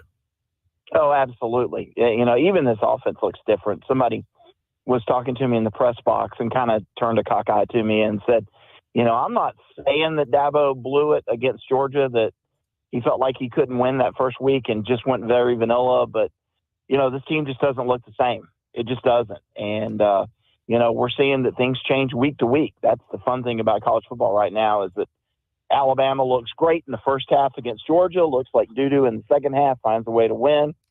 Georgia has looked good at times, bad at times. Tennessee has lost to Arkansas, taken to the wall against a not very good Florida team.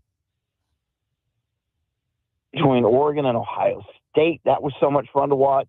You're just kind of living week to week these days. Joined now by David Hood, TigerNet.com. David, jumping ahead to this coming week's game. For the first time, maybe in his tenure since he's faced Clemson, Tony Elliott and his Cavaliers team looking pretty good, riding high, even though they're coming off of a close loss to Louisville. That's a good football team that they took to the wire there. What have you seen from Tony Elliott's 2024 team that looks similar to what he was doing at Clemson? Well, first of all, not what he was doing at Clemson, but I like what they do defensively. That's Tyler Shuck. That's a pretty good quarterback there at Louisville. They've got playmakers. They had to score a late touchdown, had 17 points going in late in the fourth quarter.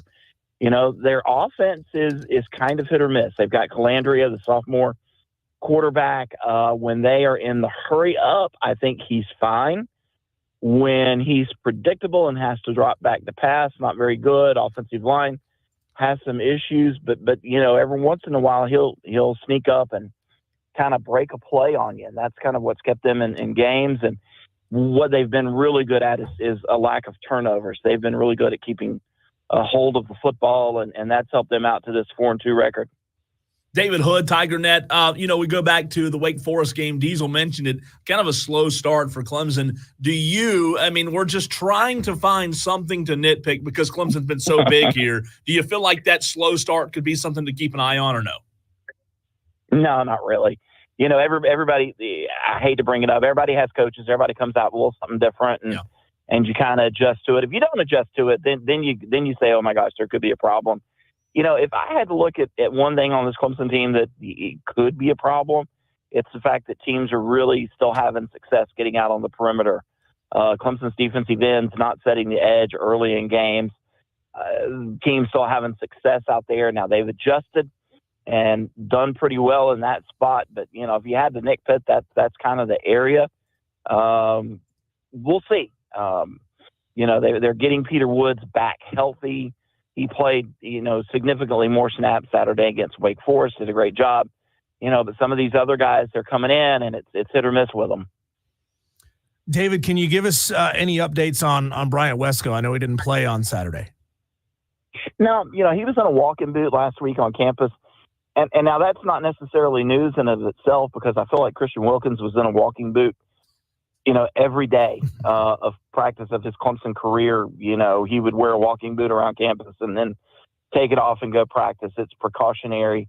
I thought he might have a chance to play this past weekend. Apparently the ankle, they felt like they would hold him and they could go without him. And so we'll talk to Dabo tomorrow, and he will tell us that both Tyler Brown and Bryant Wesco are day-to-day. And that's kind of been the running joke with Clemson football this year. David, I don't have the numbers in front of me like I'm sure you've seen and looked at this year, but do you feel like that Cade Klubnik in the run game, like in terms of him running the football, when I watched Saturday and these past few games, he just looks a lot more confident. I don't know if it's just the opponents that are playing, but what kind of data have you seen from last year to this year in terms of Klubnik running the football? Yeah, he's actually been fantastic. And it's different because last year you look at the rushing yards and it was because he was taking a lot of sacks, and that can count against you in the run game. This year, not taking the sacks, they had one Saturday. So when you can call designed runs, it really helps. And they had to protect him last year. A lot of people don't know he still wears a sleeve on that leg. And I plan on asking Dabo or Cade this week. I have heard that he tore his calf muscle last year and still played with that injury, and that really limited him in the run game.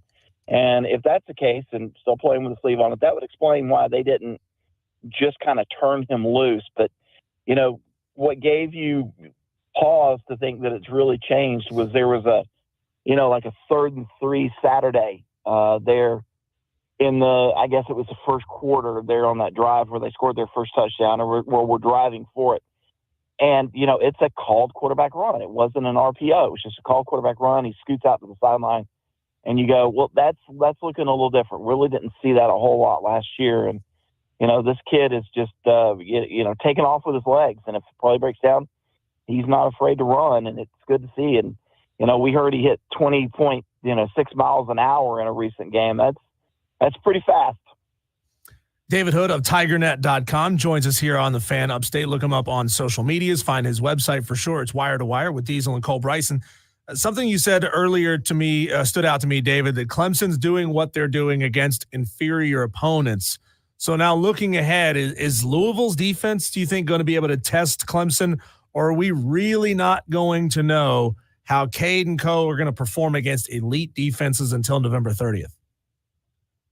Yeah, I do take a look at Virginia Tech and Pitt, 2 road games.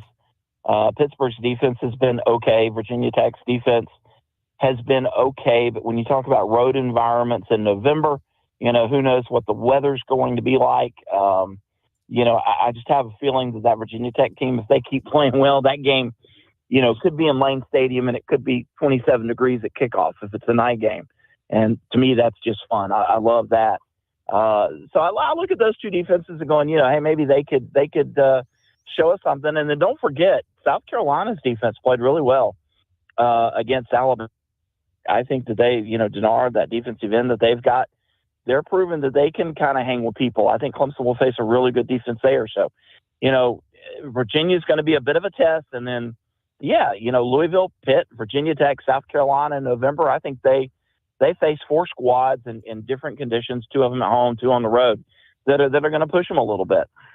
David, I asked you about the legs of Cade Klubnik, but when you talk about his accuracy, I mean, man, he just made some throws Saturday. I remember the one in the left corner of the end zone to Antonio Williams, I believe, in the second quarter. It seems like Cade, obviously second year with him and Garrett Riley, not only are they using his legs as a part of the offense, but Cade just looks so much more comfortable, which leads to accuracy. Do you credit more of that to Garrett Riley, or do you credit more of that to Cade just finding a groove and obviously seeing a lot of football last year and learning from that?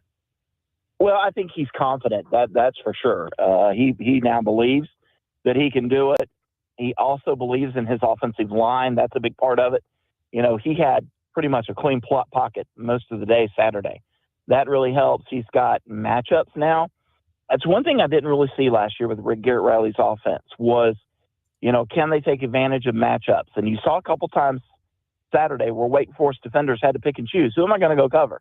Am I going to cover this guy or this guy? And then that makes for easier throws for Cade. And we're seeing more of the middle of the field, the drag routes, the motion.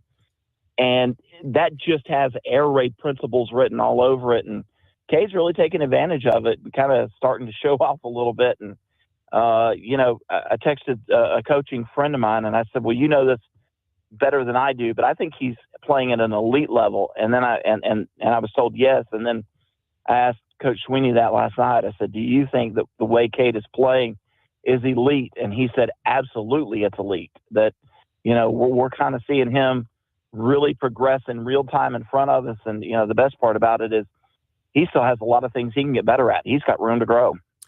David, you live and breathe this team each and every day. You're up to your elbows in it far more than Cole and I can be, covering a little bit of everything. Is there a stat or a storyline that's kind of just riding right underneath the radar that kind of has you intrigued so far this year? I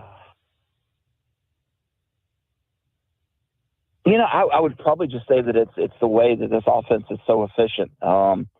They're just kind of getting better every week. And when you look at what happened Saturday, I knew that they were getting a lot of first downs, and really I was trying to write a game story and kind of not keeping up with the tally as it went on. And then you saw that last drive. I called it a soul-sucking drive if you're Wake Forest. 17 plays, 87 yards, and they wound up with 37 first downs.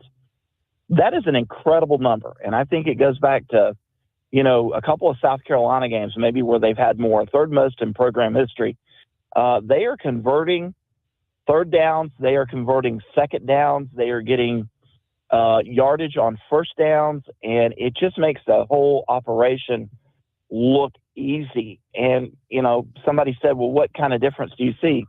Well, they're not having to throw screen passes behind the line of scrimmage on first down and getting into 2nd and 14 because that never worked, right? Now you've got Philmoffa running in there and he's going to pick up something. You've got K running in there, or they're just throwing those easy throws on first down and boom, it's 2nd and 3 every time. And 2nd and 1, 2nd and 4.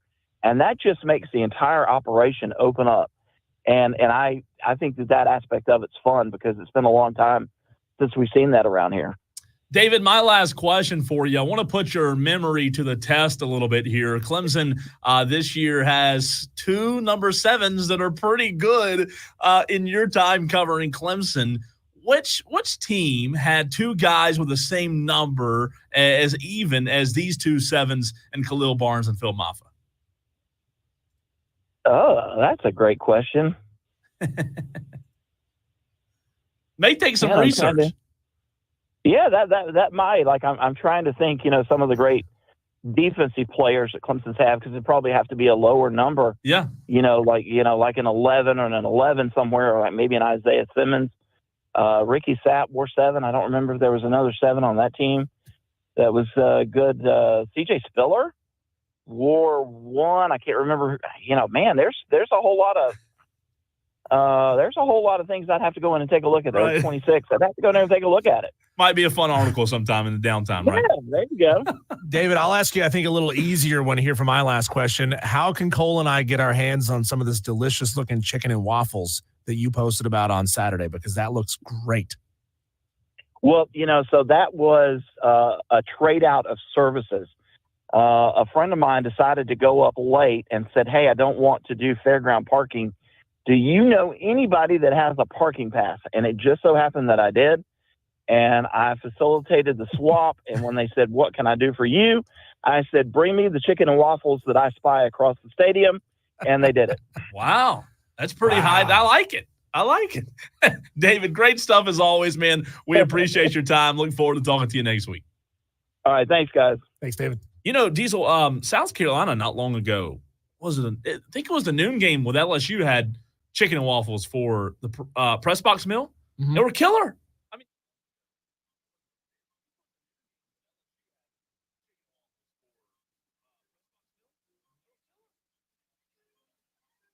Damn day on the Fan Upstate.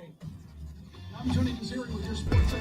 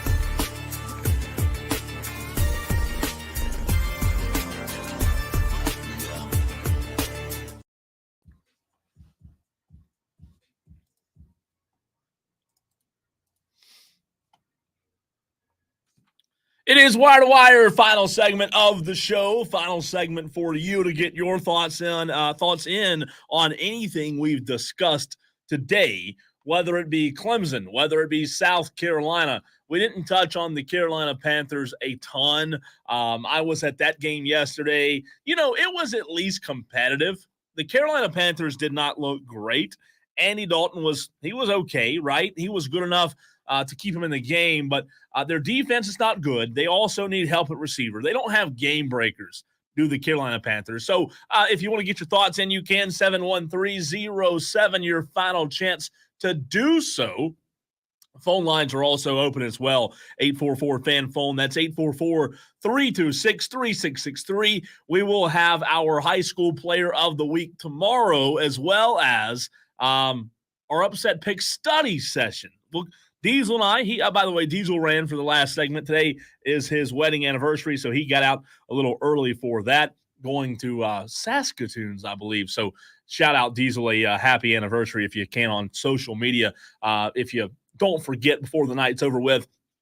Wanted to get back to the Cowboys because, as you all know, I, for whatever reason, have decided to live a miserable life of cheering for the Dallas Cowboys. And, it's very interesting when you talk about football and what matters in an organization. I was having the conversation with someone today. I really am to the point now where I really think this Cowboys organization is nothing more than just a marketing, more than a marketing agency. I mean, I really think it's just a big scam, man. A couple of weeks ago, I compared it to a pyramid scheme. I really don't think it's anything more than that. Like, you hear former players leave Dallas and go to other organizations and talk about how different it is at other organizations and how these other organizations prioritize football. And in Dallas, you'll be working out, and all of a sudden you'll have, a group of people walk through the weight room doing a facilities tour. And it's just, at the end of the day, as much as people try to make you believe, it's not all about football in Dallas. It's not. And Jerry Jones can make you, he can say until he's blue in the face that it's about football and he's all in. But at the end of the day, the Dallas Cowboys are nothing more than a marketing agency. It's all smoke and mirrors. There's no actual substance to what Jerry Jones has done as owner. And I know Dale called in earlier, and Dale, look, I'm with you. I get it. I'm to the point now where I'm just so sick of it. I'm with you. Whoever you want to blame them. I know Dak's not the best. He got overpaid. At times, he shows flashes that he's a really good quarterback. At times, Dak Prescott's a top 5 quarterback, and then at times he's the 15th best quarterback in the NFL. So it's difficult because you overpay for somebody that's not consistent. He's not Patrick Mahomes. Your defense is not any better with Mike Zimmer. Micah Parsons no-shows half of the time. Look, it's just a mess. It's an absolute mess. You can blame who you want to blame, but the more I think about it, nothing's ever going to change until the general manager of the Dallas Cowboys is not Jerry Jones. Until the general manager is someone other than the name Jerry Jones, nothing's going to change in Dallas. It's really not. That's just the way it's going to be until he croaks, until he kicks the bucket. And hopefully when he does kick the bucket, Stephen Jones will hire someone to be the general manager. You say, oh, Cole, that's terrible to wish death on somebody. I'm not wishing death on him. I'm just saying nothing's going to change until he croaks. Nothing. And when he does, Dallas fans can hope and pray that they hire a general manager, they hire someone who knows football, who's a football guy, who's not the owner, whose last name isn't Jones.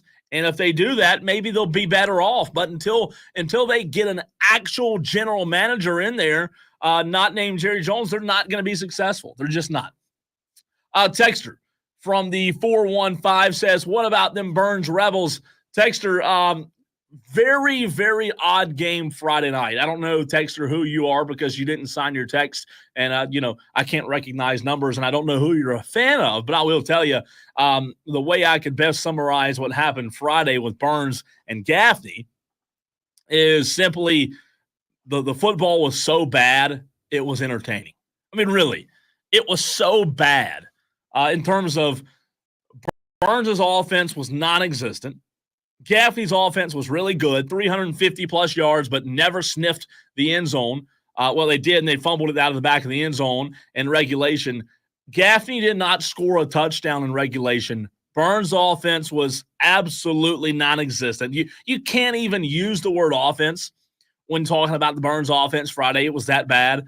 They not even 50 total yards of offense for the entire night. So it was again, I'll go back to what I said. It was such bad football, it became entertaining. Double overtime. I will give credit to where credit's due, though. Burns' defense was absolutely fantastic.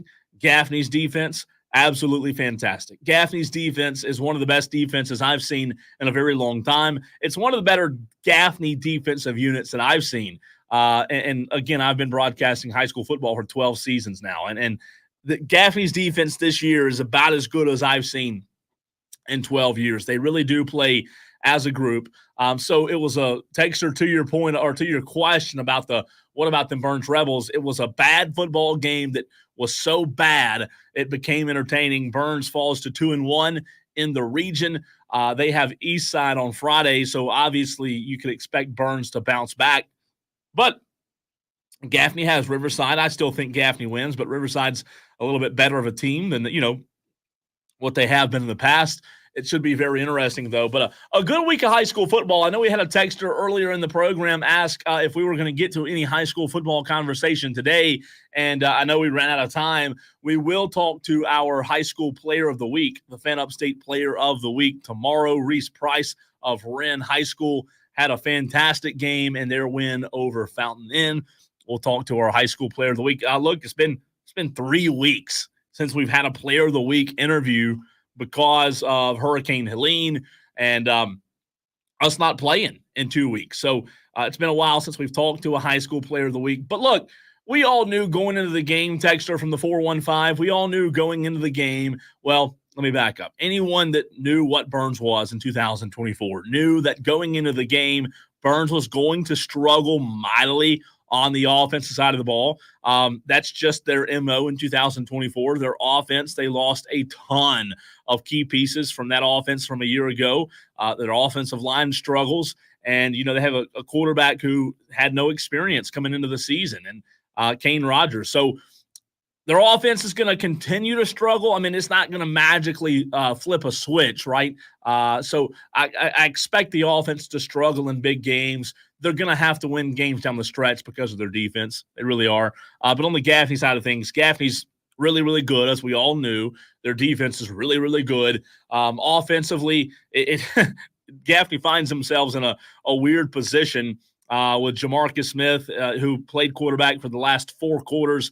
Last 2 quarters of Bowling Springs and the first 2 quarters of the Burns game. Jamarcus Smith is a heck of an athlete, and he's a much better athlete than starting quarterback Javon Gilmore for Gaffney. But the problem is Javon Gilmore is a junior who is an Arkansas commit and, has a big arm and can stand in the pocket and make those throws. However, if you're asking me, their offense is better with Jamarcus Smith. And look, I know that when Jamarcus is a quarterback for Gaffney, their offense is different because he's not at receiver. He's their best receiver.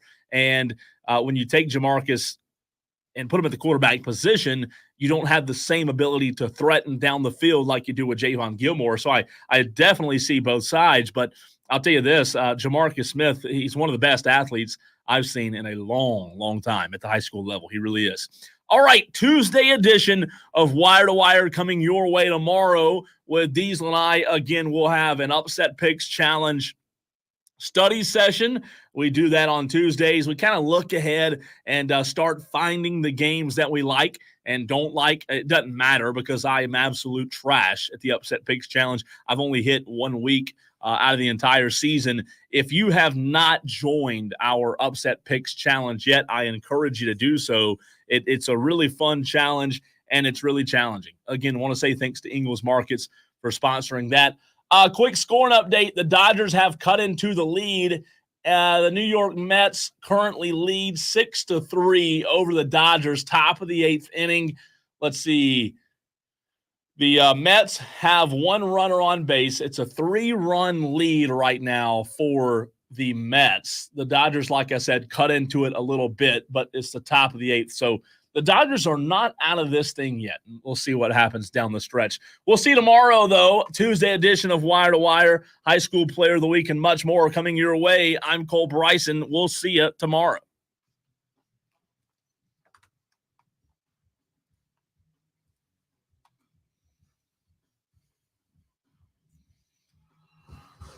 You're listening to the underground of sports talk radio, where we're not afraid to get dirty. It's Wire to Wire with Diesel and Cole Bryson on the Fan Upstate.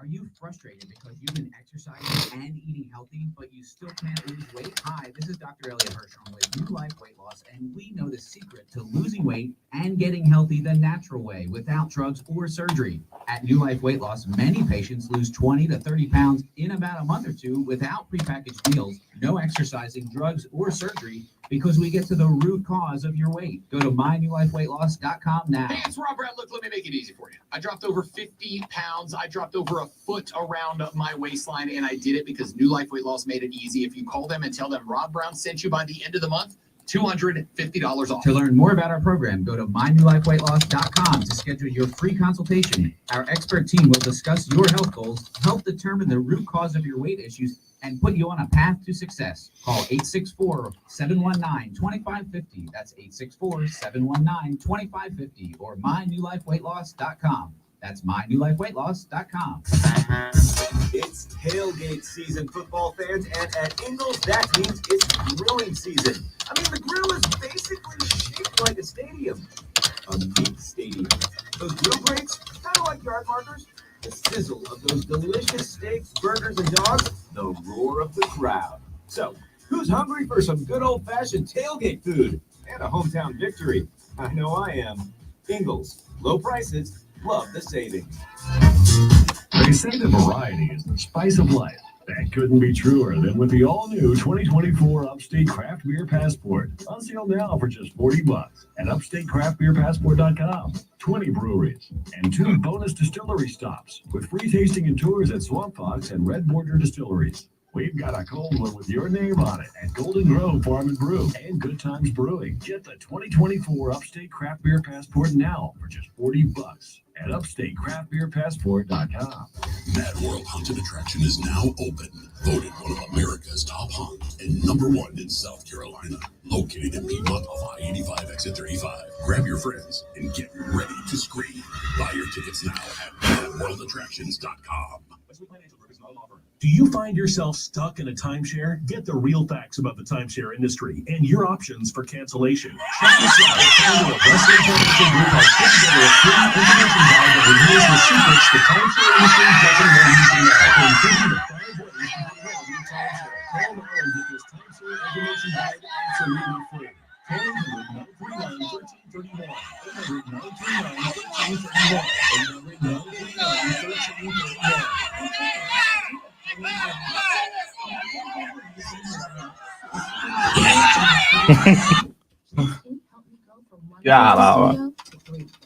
'Cause if you start small, you're going to need some big help.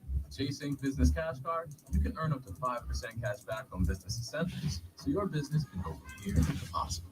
Chase for business. Make more of what's yours. Real business owner compensated for their participation. Cards issued by J.P. Morgan Chase Bank and a member FDIC, subject to credit approval. Terms apply. Good morning, Doctor. It's Marco Belletti. Hi, Doctor. Dr. Jackson's practice is growing. What do you mean we're still short-staffed? He needs a good patient doctor. How do we not have enough doctors to doctor all these patients? And he doesn't have the patience to sift through hundreds of resumes. I need Indeed. Indeed you do. When you sponsor a job on Indeed, it's easier for talented candidates to find it, which makes it easier for you to hire them. Visit Indeed.com/credit and get $75 towards your first sponsored job. Terms and conditions apply. It's Marco Belletti. Infinity Sports Network. Sports Flash. JR, football season is here. Prize Picks is the best place to get real money sports action. Download Prize Picks, use code JR, and get $50 credit instantly when you play $5. Must be present in certain